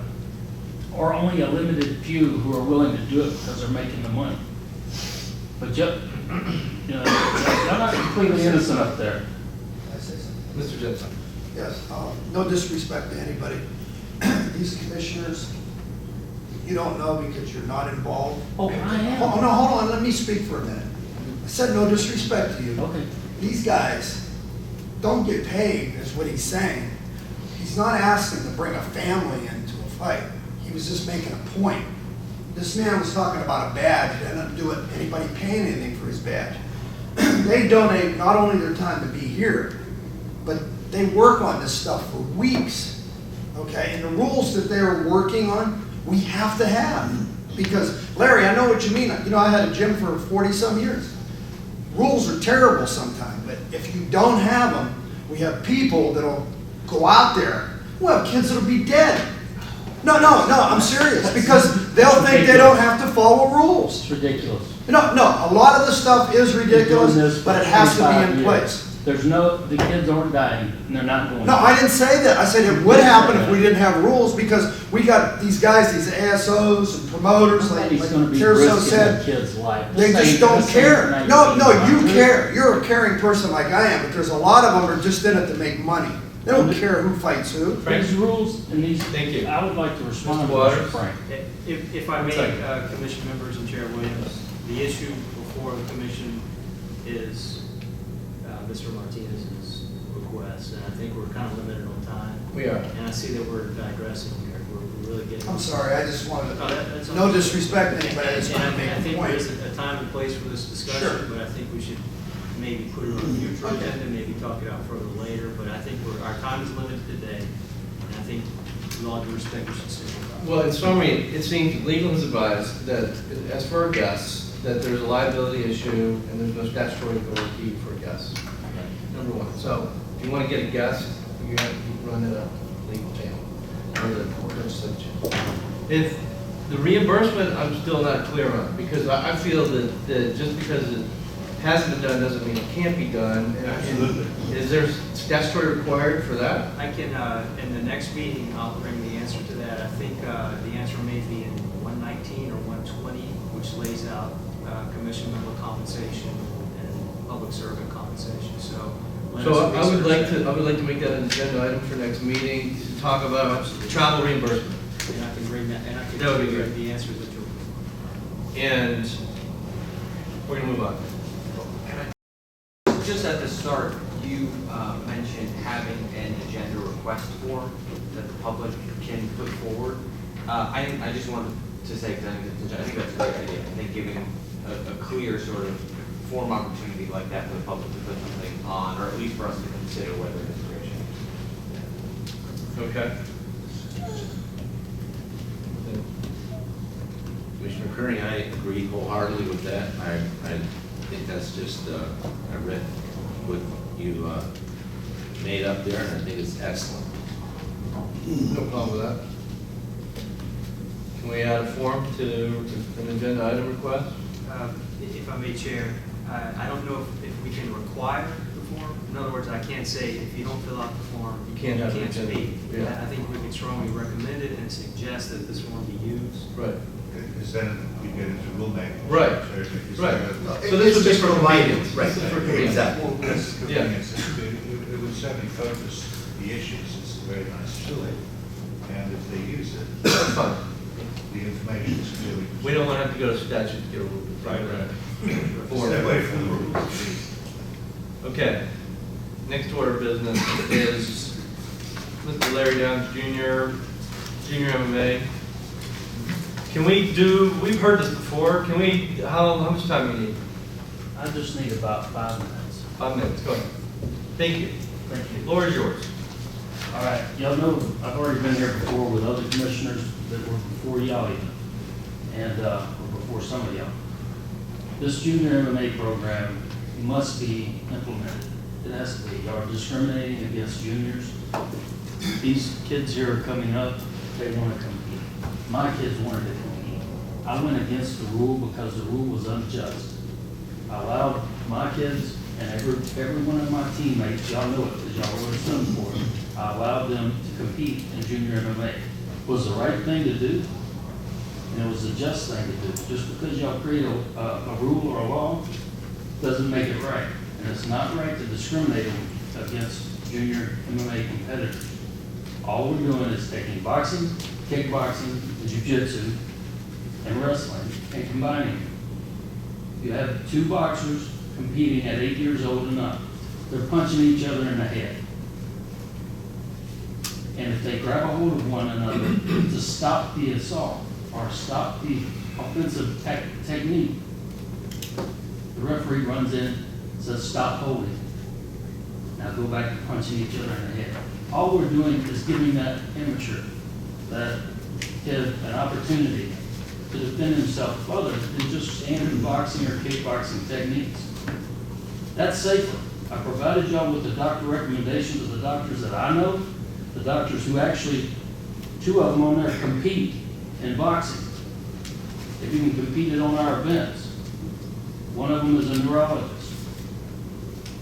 I mean, this is not something that should take 6 years for y'all to improve. The Ted Stevens Olympic and Amateur Sports Act guarantees every amateur athlete fair and equal opportunity to compete in all sports. So I'm petitioning y'all to repeal this rule. It's arbitrary, it's capricious, and I don't believe there's a statute that grants you the authority to discriminate against junior MMA athletes during competition or during training.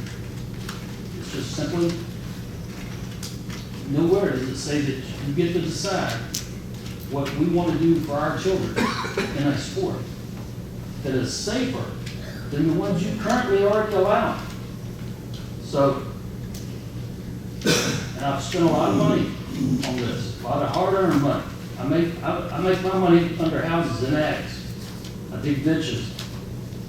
It's an educated field, but it's also physically demanding. I spent a lot of my hard-earned money fighting corruption in this particular office. And I can say that because I have it. Y'all know about it. It's been addressed. And we want to move forward. But I cannot move forward.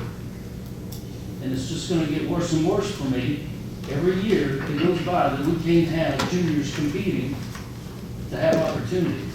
And at this time, I would like for one of my athletes to give y'all just a little brief summary of his competition in junior MMA. He started at 15, but they should start at 8, just like amateur boxing. The rules are very strict, and they work. Hello, Mark Downs. Thank you for giving me the opportunity to speak on behalf of AMA and the Junior MMA program. I just want to start off by saying that I'm a United States Marine and I served my time with an honorable discharge. I feel like this commission rule that anyone under the age of 18 cannot compete in MMA is flat wrong. You can box at 8 years old, you can kickbox at 8 years old, you can wrestle at 8, you can compete in BJJ at pretty much any age. Judo, karate, I can go on and on. And all junior MMA is a combination of all those. What I learned from practicing and competing in junior MMA is a skill that led me to an honor grad and the guy in my platoon in boot camp. I carried the same core values that I learned through junior MMA, competitions later on in adult MMA. I'm now a pro. Through my service with the United States Marine Corps, and now I'm speaking to you as a veteran, and I'm requesting that the Florida State Boxing Commission remove this rule that is discriminating against all junior MMA competitors. Thank you all. Thank you. Do we have any questions for Mr. Downs? No. Can I say something? Yes. Mitch Milne. I agree with Larry. The first line of defense in junior MMA would be the referee. Trained referees, just like two children sparring in a gym, you're going to see if one's getting overtaken, hurt, or anything else. And the referee would step in, separate them. I mean, the referee's first job is to make sure they're safe. So, And I would like to add to that too. There's also coaches on both sides. They're not there to get there, despite what many people may say for passing rules. These coaches ain't there to let their kids get hurt. These parents ain't there. These doctors ain't there ringside. It's just preposterous for y'all to think, no disrespect, for y'all to think that these kids are there to get hurt, or that they're going to get hurt. There's many more ways they can get hurt. unless you're gonna keep them inside of a house. But for certain kids, this ain't for all kids, this ain't for all adults. For certain ones that need that, certain kids that you wanna get off the street, you can't get them off the street. You can't do, unless you provide them a way to compete. It would be like taking a football team and telling them they can practice all week, but they can't play on Friday. They're not gonna stick around and practice. Same way with this, that's what keeps them going. And then they get exposed to doctors. We have so many doctors that are our good friends that come to our house and eat. They love our kids. They love all of our kids, our community. They get mentors through this program. School teachers, my wife is a school teacher, she has so many teachers at our events. Mentors, deans at schools, they're all involved. And sure, not every promotion is going to be as great as another, or, you know, there's going to be differences. But to just create a rule that stops everything because of one, that's not American. Okay, I appreciate your comments. I have a few questions. First of all, you're aware that in the state of New York, they just authorized professional MMA. You're aware of that? If, Like a month ago. if no state ever allows it, it doesn't make it right. I'm just saying that And we they aren't were wrong. like in the dark ages in Florida. No, We've been doing New professional York was MMA. wrong.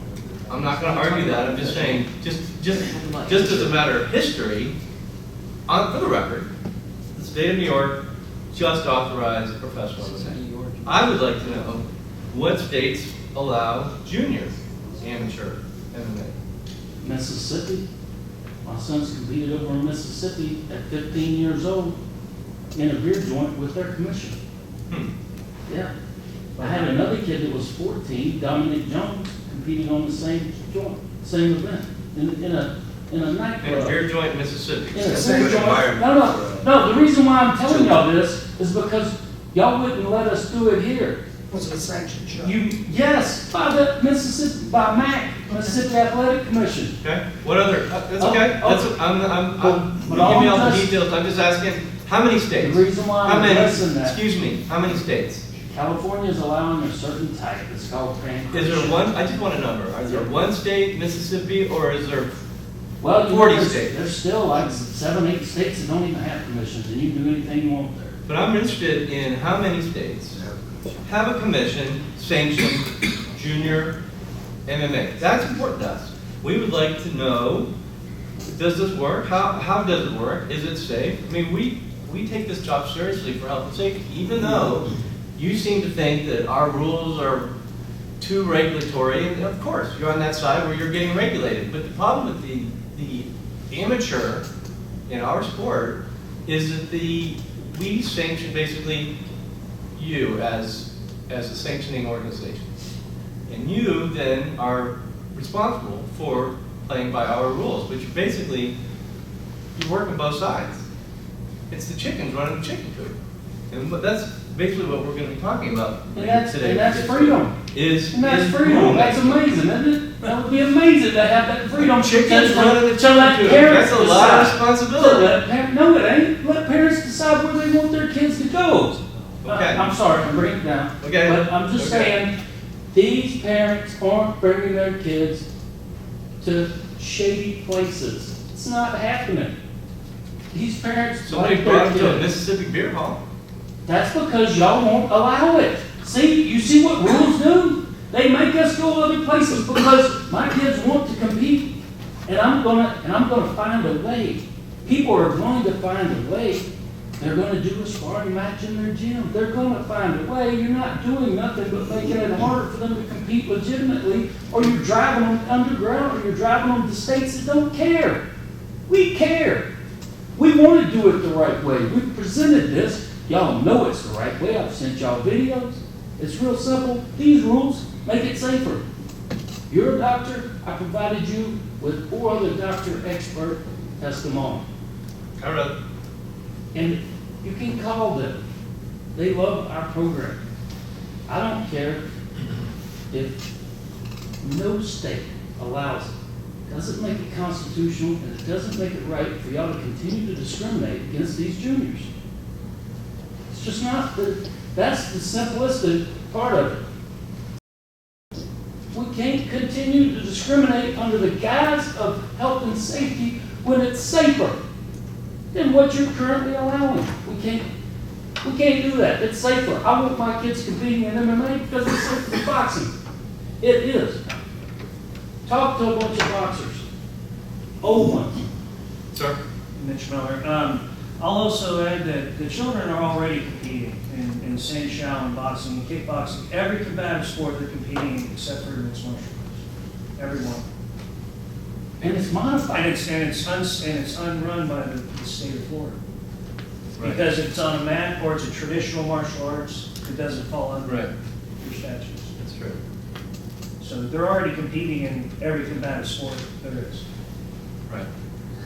So it's a matter of principle.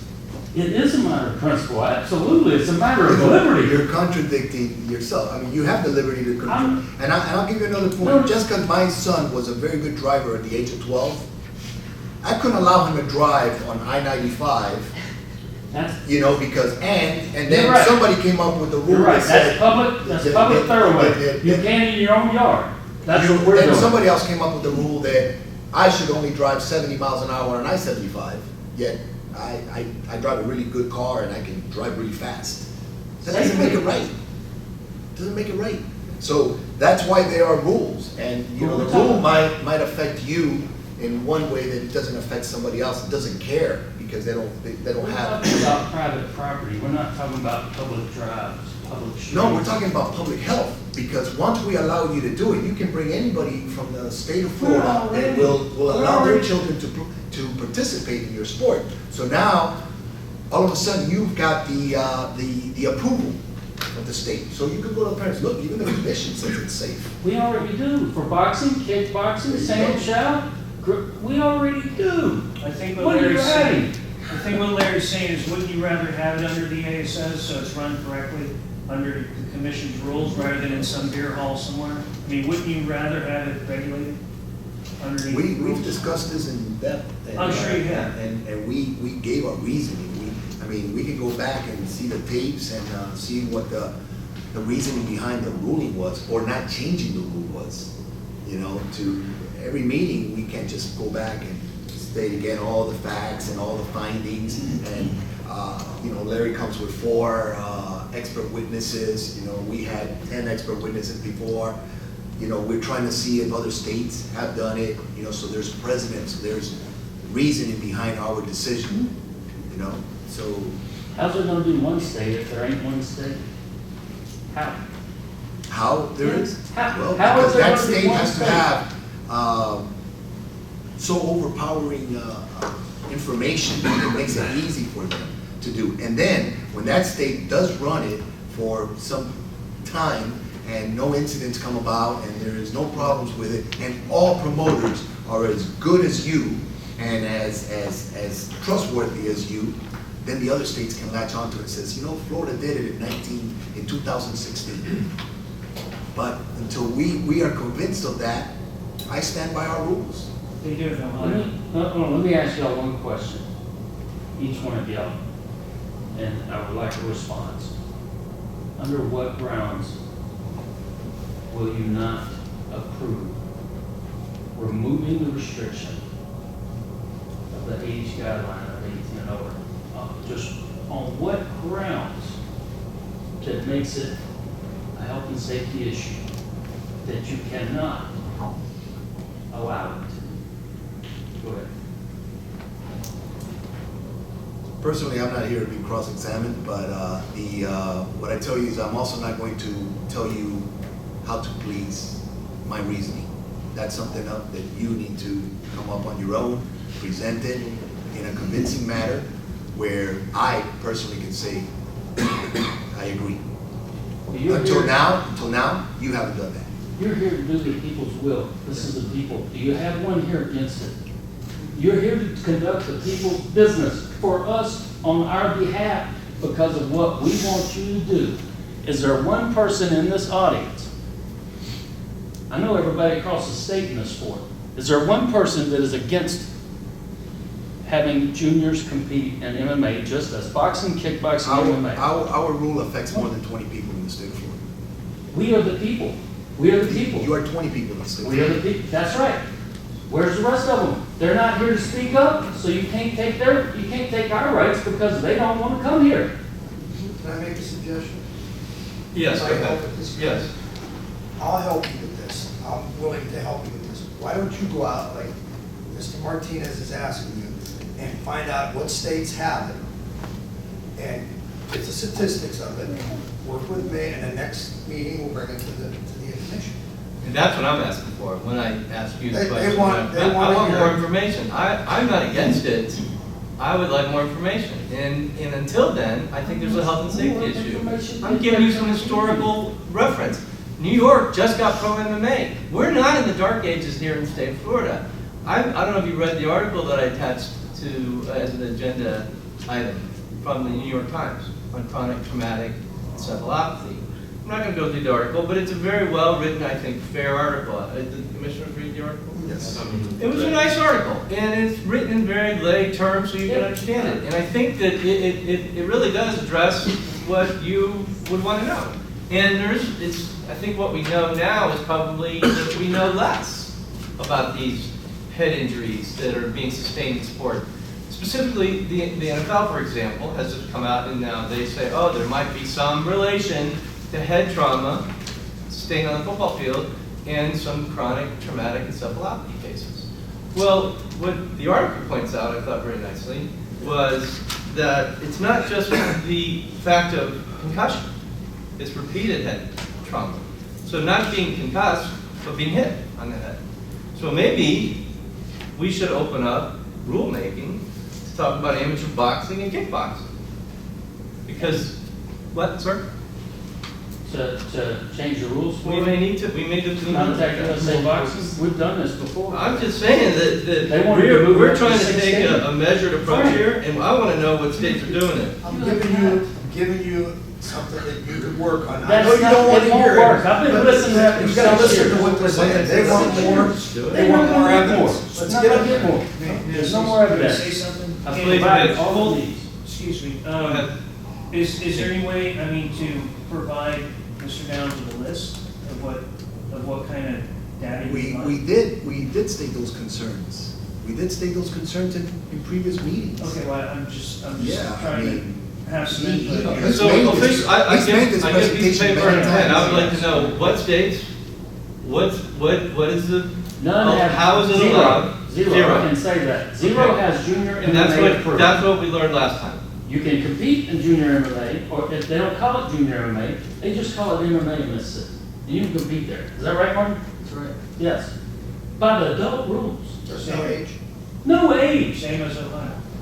There's So no well, age. then I would like to know what states, so we know two, allow MMA and what ages? So we just told you, there's two. 2 states. How many more do you need to approve a viable program that is safer than the ones you already have?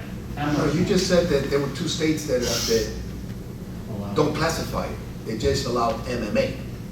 You haven't And then said do that there bar is a fights. junior, right, and then you can have it in a bar fight, and the parents are so concerned about getting these kids in a good environment and getting them off the streets or having them have fights at. They are, but y'all won't allow them. You won't allow them, so you make them have to go places. You make them.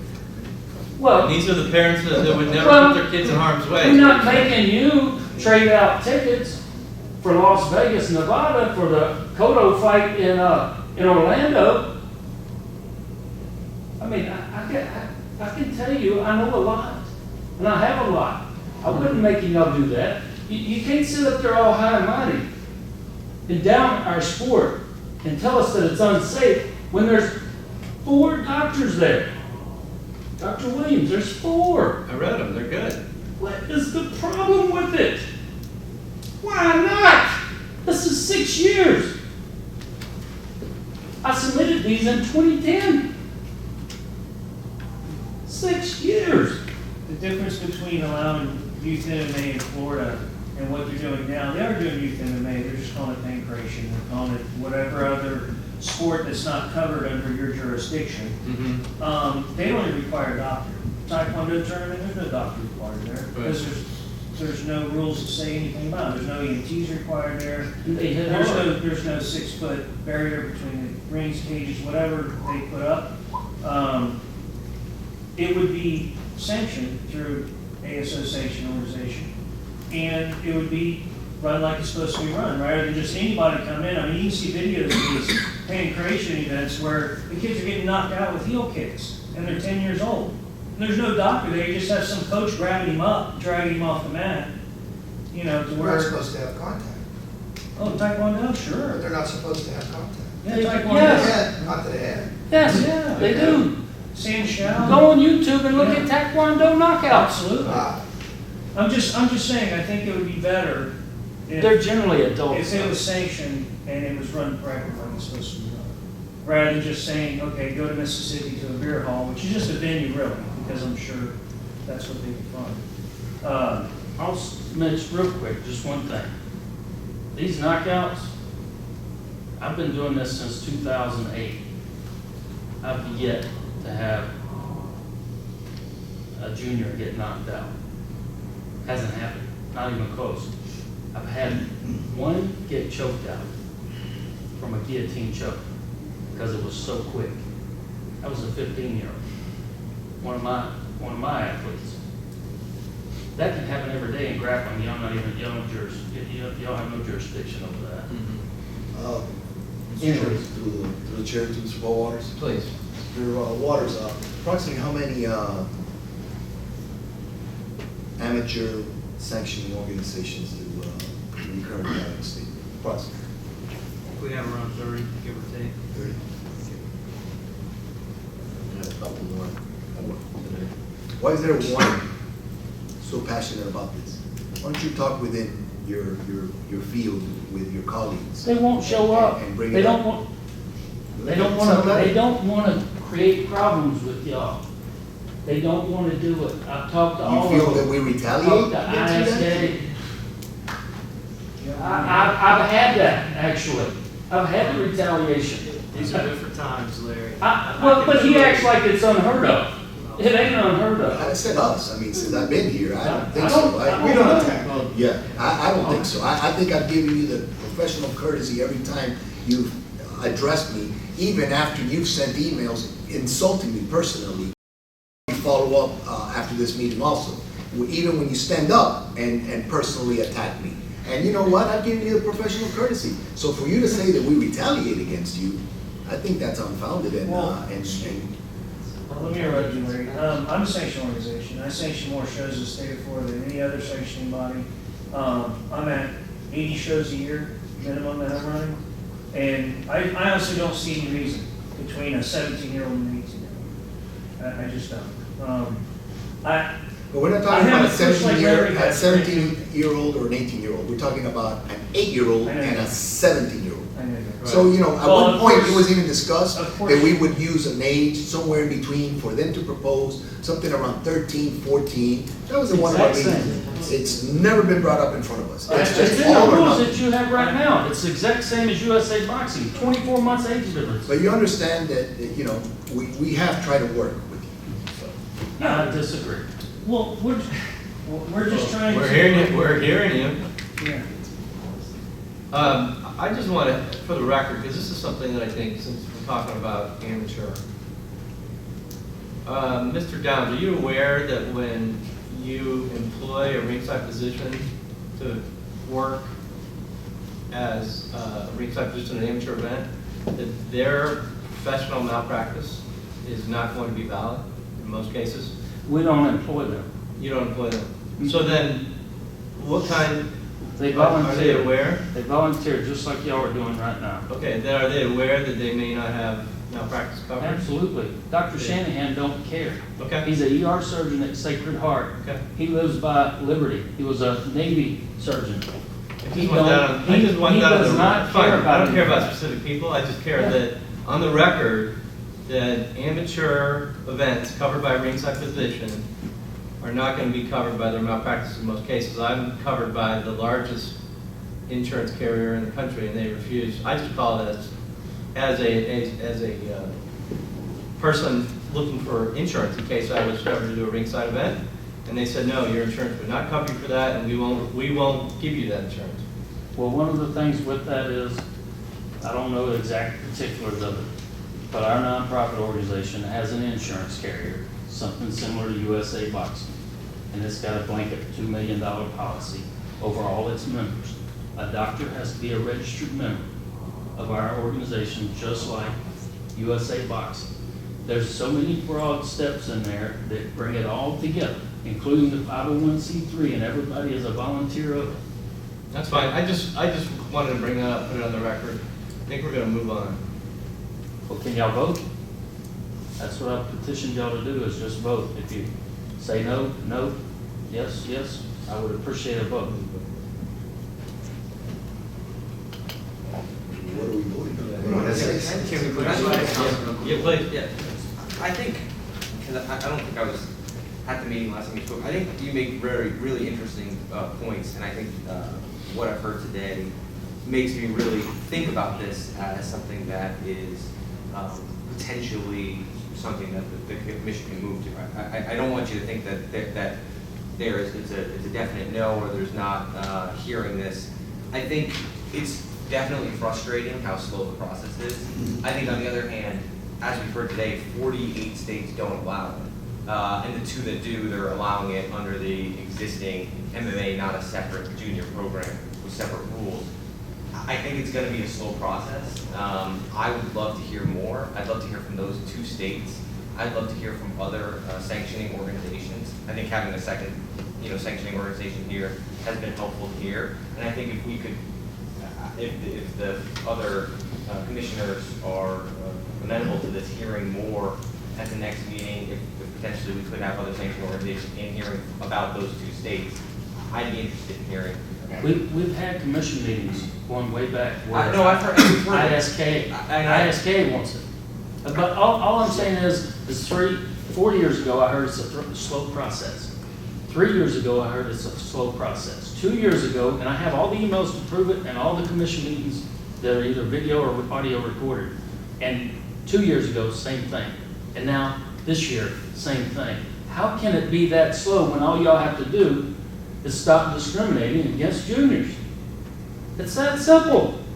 And I think my point is that obviously, if you've seen across the country, this is an issue that other states are having the same grappling with, and it's going to be a process to get there. And the difference is, it's changing to allow something.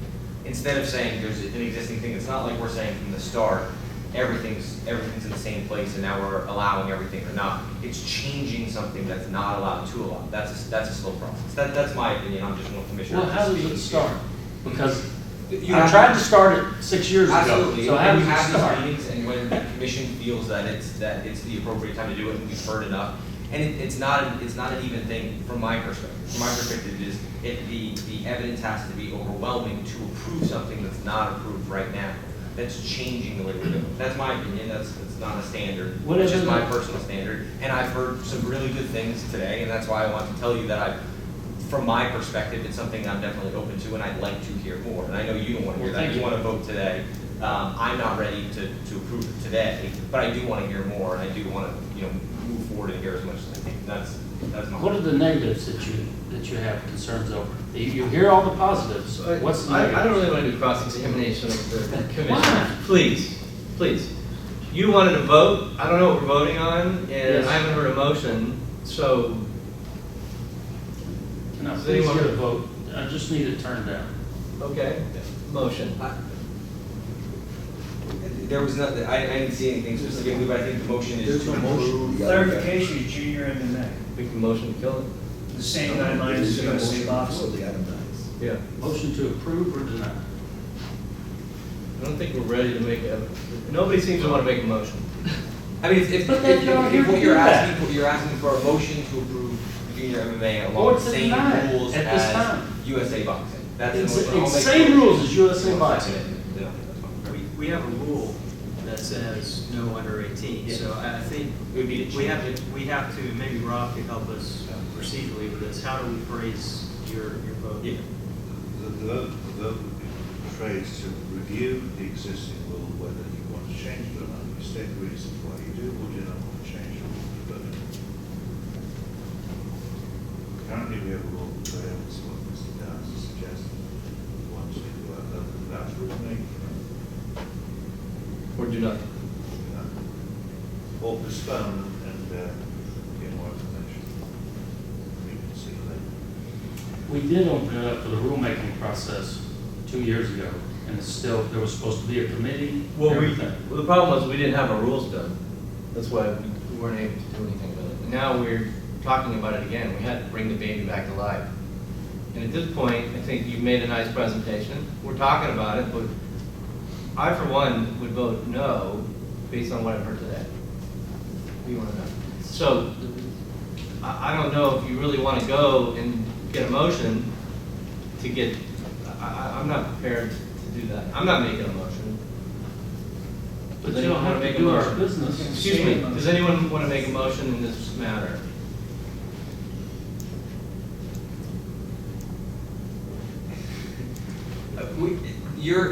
There's a motion to approve or deny, I don't think we're doing that. Is there a motion to review the rule at a future meeting?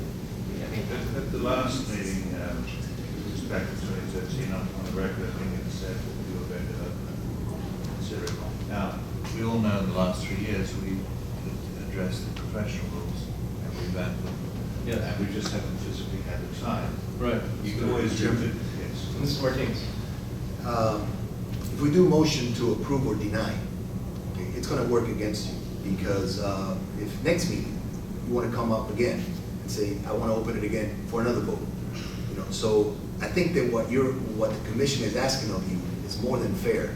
You're right, you have been bringing this up for 4 years, and I've been on the commission for 3, and in 3 years, or 6 years, and I've been on the commission for 3, and in 3 years, your argument has always been the same, that it's safe, that you,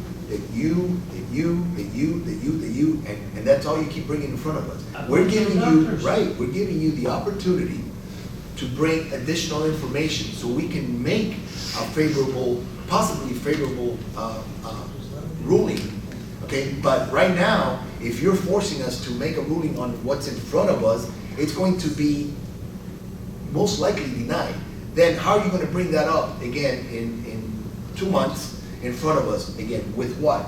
With a different name on the agenda? So it's in your best interest. We are listening to you. You seem to be, you're out of patience with this. It's fair for you now. They asked you specifics. Bring in the mistakes. You want to just shoot from the hip. 2, doesn't that, okay? So in that information that you're giving us, at least come up with an argument that will help your cause, whether it's statistics, whether it's, we want to be the pioneers, we want you to set the rules for every other sanctioning organization, which means they're going to require a new rule, which they're going to have the umbrella insurance that you have, because I don't know if Minch has it, I don't know if the ISKA has it, okay? So now all of a sudden, you are going to be the one setting the rules for the state of Florida, which is okay if we accept it, but present it to us. Not just come here and say, hey, yes or no, I want it on the record. Well, the only reason that I need it on the record is because I believe it's a constitutional rights violation. I believe that it's a Ted Stevenson Olympic and Amateur Federal Act violation, and we have to move forward. So you're putting us on notice that what you're doing is building a case against the commission? No, not a case. I just refer that to our legal. I have to be able to proceed forward because y'all do not want to proceed forward. Mr. Gentile? Yes, we already have MMA, amateur, right, in our rules. Yep. Okay. Why can't you come up with a reasonable age, not 8 years old, and present it to the commission? Wait a minute, present it to the commission. I'm talking about come up with a different age group, start it out, you can go 18 and older, maybe 16, 15 or 16. And maybe the commission would consider that. Well, the reason why? That's a start. Okay. That's a start. Dr. Kearney, he asked me how come we had our rules at 12 years old 2 years ago. How come not 8? I've got all that on record. Yeah, but that's an opinion. No. But it made me think about it, and then I went to the board members. I said, why? He brought up a good point. Why are you discriminating against them? USA Boxing isn't. So he brought up a good point, and I was thinking, you know, eight-year-old can box, they can kickbox, they can USA wrestle. What's the difference? This is safer than the I'm boxing. giving you could bring to the commission that they may vote on, because we already have MMA, amateur. It's a start. I would just, I brought this before y'all, I brought this before the commission as my final attempt to try to sway y'all to vote the will of the people. We the people, every person here wants this rule removed for juniors. We don't want to be discriminated against for our kids or anybody else's kids. So I'm just asking y'all to do y'all's job and vote either to approve junior MMA. I heard you. Chairman? Yes. Through the chair. Yes. You clearly have been presented with a petition, which we would regard as a petition from Mr. Dennis. Okay. Position. As a substantially affected person, I think it's probably agreed that he's a substantially affected person in himself. Under 120.53 subsection 3, as a substantially affected person. He has petitioned you to repeal this rule, or portion of it, because it either exceeds our rulemaking authority, and not later than 30 days after filing the petition, or 45 days to serve the legion body. You must either initiate rulemaking to repeal the portion or deny the petition, given a reason, with the second denials. Those are your options. Now, if memory serves, back in 2013, you had voted to open rulemaking, and then with the crush of the press of work we had in the last few years, fixing the professional rules, we physically didn't have the time. We had several additional scheduled meetings just addressing those rules to get it. So those are your options. I understand you. Okay. So. You initiate rulemaking. Right. Or we deny the petition. You give a written denial. Is there a motion? Can I clarify? Yes. Is rulemaking still open? Or was it closed after 2? So we're still in that process? Yes. You have to open it for this particular matter. Okay. And Can we do a workshop like we did on the rules? Yeah. For the next meeting and then address it? Or Yeah. does it have to be like? well, it depends on whether Mr. Downs wants to amend his petition to open up for a workshop, or whether he wants a decision here now. Whatever your pleasure is. I would like the decision now because rule shops, workshops, I've heard all this. I've heard it too many times. It's been on the schedule every time. It's conveniently forgotten, even at the last commission meeting, it was forgotten. There's no need for a rulemaking process. I gave you rules that were really good. They've been through doctors, they've been through people in the industry. It's a good standard. I mean, it's simply boxing, kickboxing while standing and grappling while on the ground. This is nothing crazy. They don't even do any submissions on the ground, on the legs, only upper extremities, which is the same as grappling. They don't hit on the ground. What is the deal here? Boxing, kickboxing, standing, they're allowed. When they hit the ground, they grapple. They have to wear headgear. It's all in the rules. There's nothing that is crazy about this. There's no boogeyman here. There's not, as our attorney said to y'all 3 years ago. There's no boogeyman here.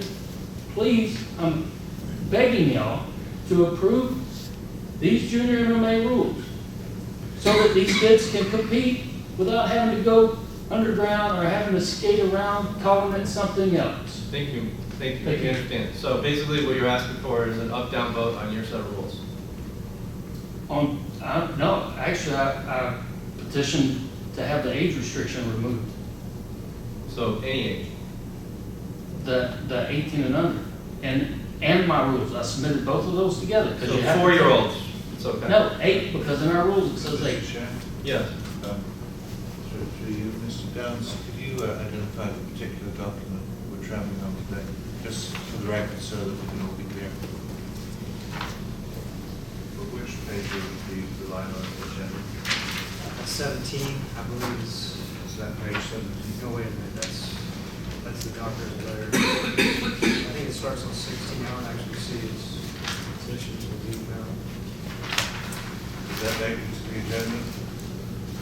Mr. Chairman, Go ahead. I, for one, I'm not ready to vote up or down based on, we haven't had an open discussion of these rules one way or another. Okay. I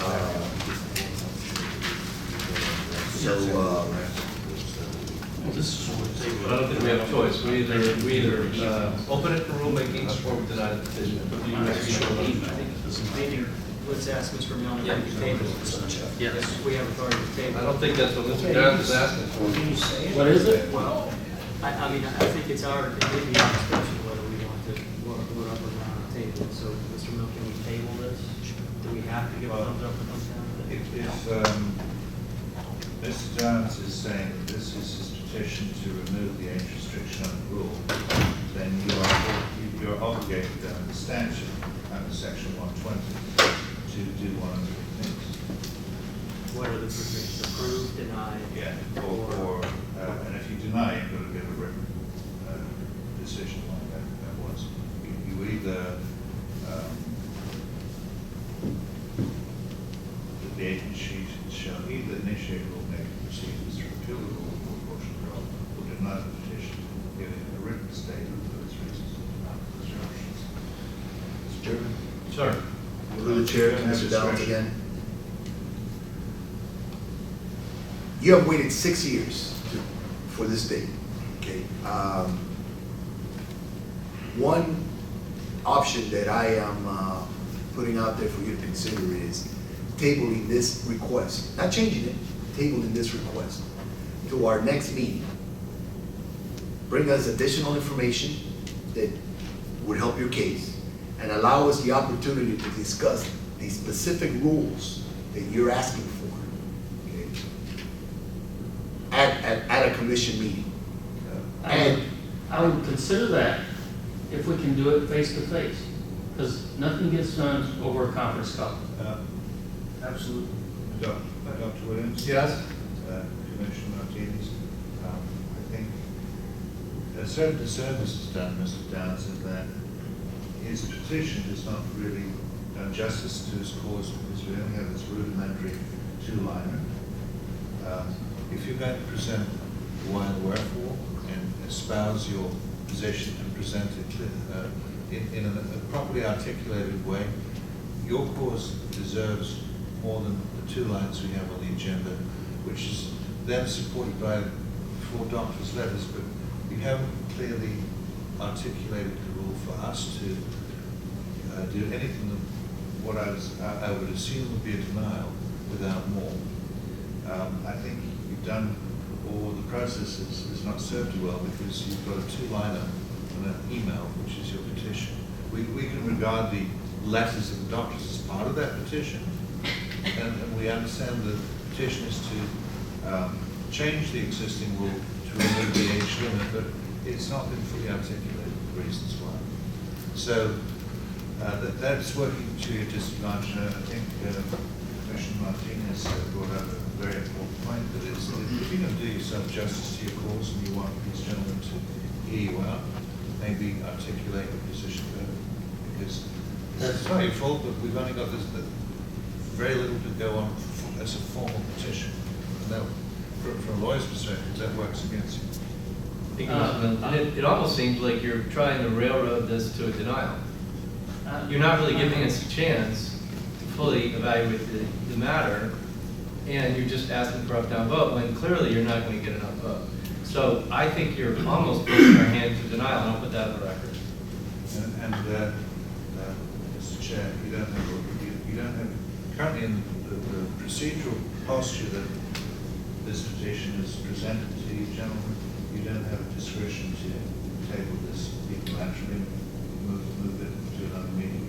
You have to act. Can he withdraw his petition and resubmit? Well, yes, he could do that. Right, that's what I'm asking. Yes. That's what I suggested to him, to For the next meeting. give him a fair decision, whether it's up or down. It would be an educated decision, not based on a two-liner and forcing our hand one way or the other. Next face to face.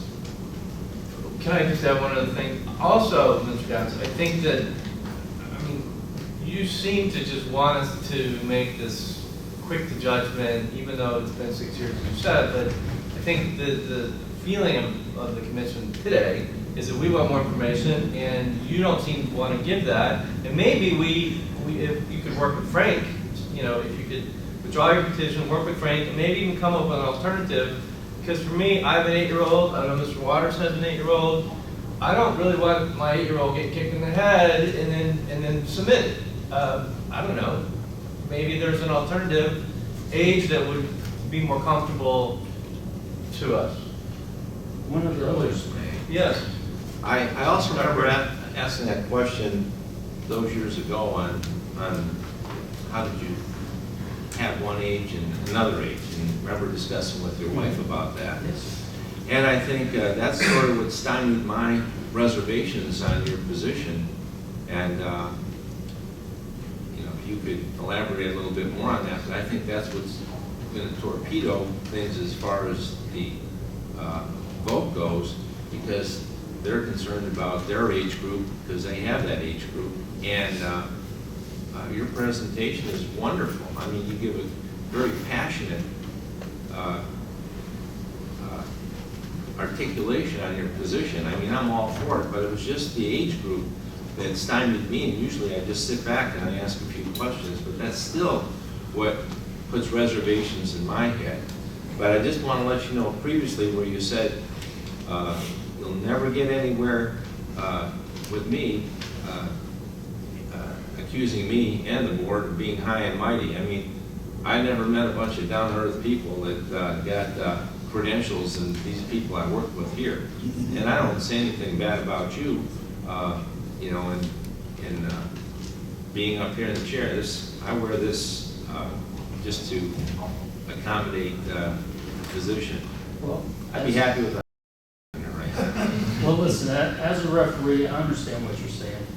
As a referee, if you ever become a referee or you ever been one, you have to learn to have a thick skin. And when you're doing the people's business, I believe it's the same. You have to learn to have a thick skin. You can't take our disgust with the system personally.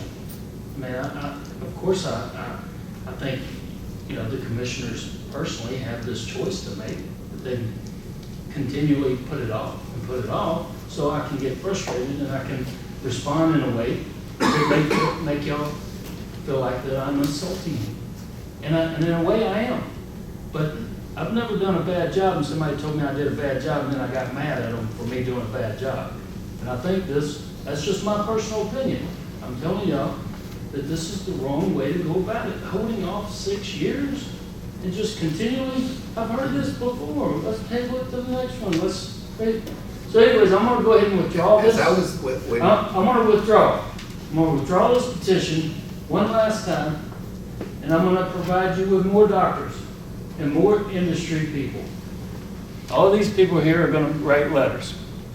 I don't think we need more doctors. I think really we need more data about other states and how they are conducting junior MMA.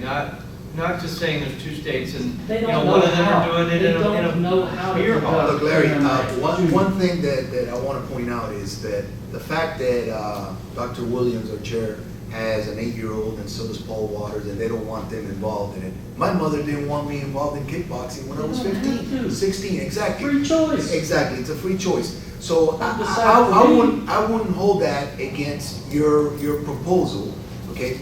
But you need to present us, other than just saying boxing does it, kickboxing does it, Mississippi bar establishments do it, you know, present us with intelligent data, and when we ask questions, specific questions of, that it's going to affect the entire industry, not just you, of, like Dr. Williams said about insurance from the doctor. But your answer is, well, we have it. You know, those are the type of answers that you need to come with a proposal to us and elaborate on what you got, actually. And at some point, when we spoke about the age limit, whether it's 8, whether it's 12, you know, your answer is that, well, we allow boxing at 8. Okay, that's your position. But you see, we're not going back to boxing saying we're going to take it away. But we need to have a reason why it is that we're going to allow 8-year-olds to do an MMA. With that said, you know, reviewing your whatever other documents, not just letters from doctors, because, you know, obviously you're not going to bring a letter that is not doesn't back up your agenda item. So you know, that's fine. You've got experts and they're credible and they're you know, they are experts in their fields. You know, bring something where, like, you know, other reputable, and that's the key word, reputable sanctioning organizations that are in agreement with you, that have the same network of doctors, insurance, and everything to put us at ease. And then with that, we can sit there and write what you're gonna hate is the rules that will govern that specific age group. Whether it's, you know, this, that, insurance requirements, additional doctors, whatever it is. We have it right now for fighters over 40 years of age, I believe it is, for professional fighters. Does that mean we're discriminating against senior citizens? No, we just have a concern that a 40-year-old might have already other damages. But you're still let them. After they provide the information that we're, and that was worked out. That was done with expert witnesses. That's the same thing we're asking of you. Bring us something that we can work with. And by the way, this, like you said, it's been going on for 6 years. It's only happened on my tenure one time. And it was like the one that afterwards you chose to insult me directly on an email to everybody. But that was maybe 2.5 years ago. Okay. After that, we haven't had the same discussion. We had it 1 year ago. Okay. And then we had another one. When we were in the rulemaking process of all the other rules that we're trying to clean up, which we have. So, you know, I just know with amateur boxing, kickboxing, and jiu-jitsu, grappling, and all that, it's been going on without y'all all these years. But you understand that those are sports that date back to boxing, the 1800s, the 1600s. So does junior MMA, pancration. Kids did it. Dates back thousands of years. Kids did it. But they're still doing it.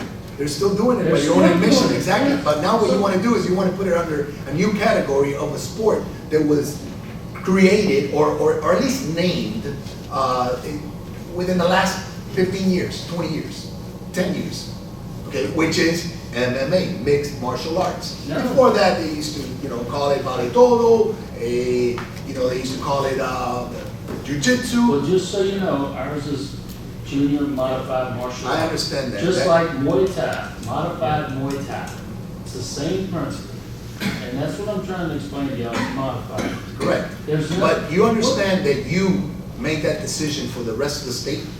That now you want the ISKA to do modified martial arts? You have created a new category, you have created a new title for what you want to present to us, which is fine. Yes, that's exactly what I But did. exactly, You just which want is, to get rid of the age. right. So at this point, you want to get rid of the age Yeah. for MMA. By changing it to modified martial arts, doesn't make a difference. All right, so let me go ahead and finish up. I withdraw my petition, and again, I would like for one of y'all to make a motion. I'm begging you to make a motion that this be put up for the rulemaking process, and then we can, at the next meeting, and then we can discuss it. I'll bring people, and to have it in front. I'm ready to make a of motion. us. Okay. Okay, I motion that we, 1 second. I just, before you make the motion, actually, Attorney, let me make my motion, then you can discuss it and add to it. That's fine. Because that's That's what fine. okay. I motion that we put on our next in-face meeting, is that the correct term for it? Okay. Next in-person meeting. Next in-person meeting, on the agenda, the request from Larry Downs Jr. as to waive or adjust the age limitations for MMA in the state of Florida, amateurs.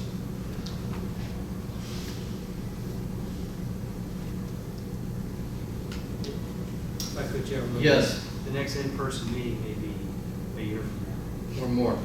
Well, we try to This do. is 16. We try to do one annually, and this is the, This is 16. this is it. So it could be sometime 17. Yeah, and that's just, Does it have to be a public meeting? Yeah, absolutely. Yeah, but it can be done by telephone But if. they, those, you can't hear me. You We can talked come. about that before, the telephone meetings are horrible. Yeah, they are hard to hear. Well, when do we foresee scheduling our next meeting? 2017 sometime. we can't wait that long. People have waited long enough. I mean, We could have that a, would be 7.5 years. our next regular meeting maybe in June.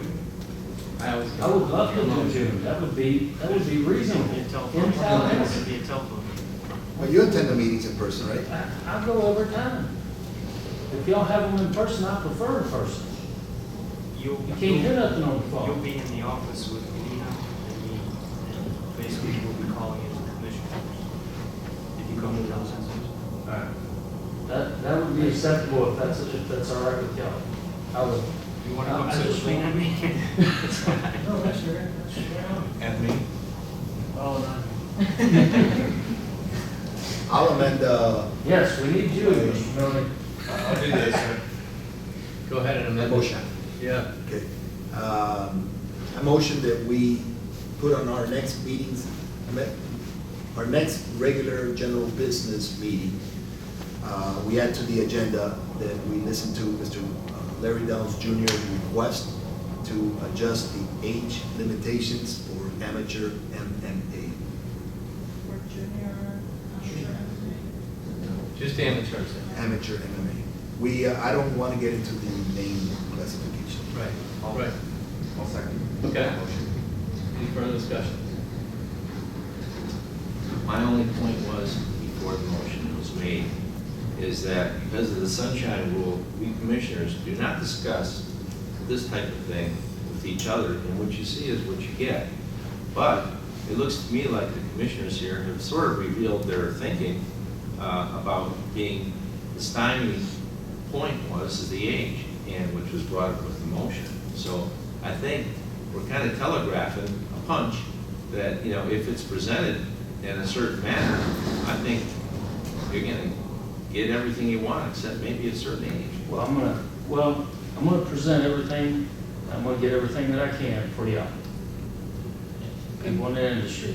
We'll But make sure the age, we'll give you the deadline ahead of time so that Yes. it can be distributed to the board members through Lena. if you'll send me all the email, I will send it out. But my biggest thing is, y'all please keep an open mind on the age. We don't wanna change, we don't wanna have different ages for different sports. Okay, thank you. Mr. Sisto, excuse, thank you. I have a question for you, Mr. Waters, and did I hear you wrong when you admitted going ahead and doing junior MMA against our rules? We've been doing it. So But you've been but breaking it's our not under rules. your purview, it's not under your jurisdiction. I don't understand. Can you explain that? We're not under your jurisdiction. I think that's probably where you need to discuss it with Paul later. I'd like to hear. I think Mr. Downs has, it's my understanding that there's federal property that he has events on that's outside of the state's jurisdiction. So Oh, we have them on the Navy base. if that's the case, then that is outside our jurisdiction. We also have them with and I could discuss it. Well, with that wouldn't be breaking our rules. Are you? I told you it's out of your jurisdiction. I didn't hear that. Okay, okay, thank you. Thank you. Our rules don't apply. We're moving on. I think we should take a 5-minute break. 10-minute break. Anybody want to call that? Back at 11:40. 11:30 now, right? Come back 11:40. First item.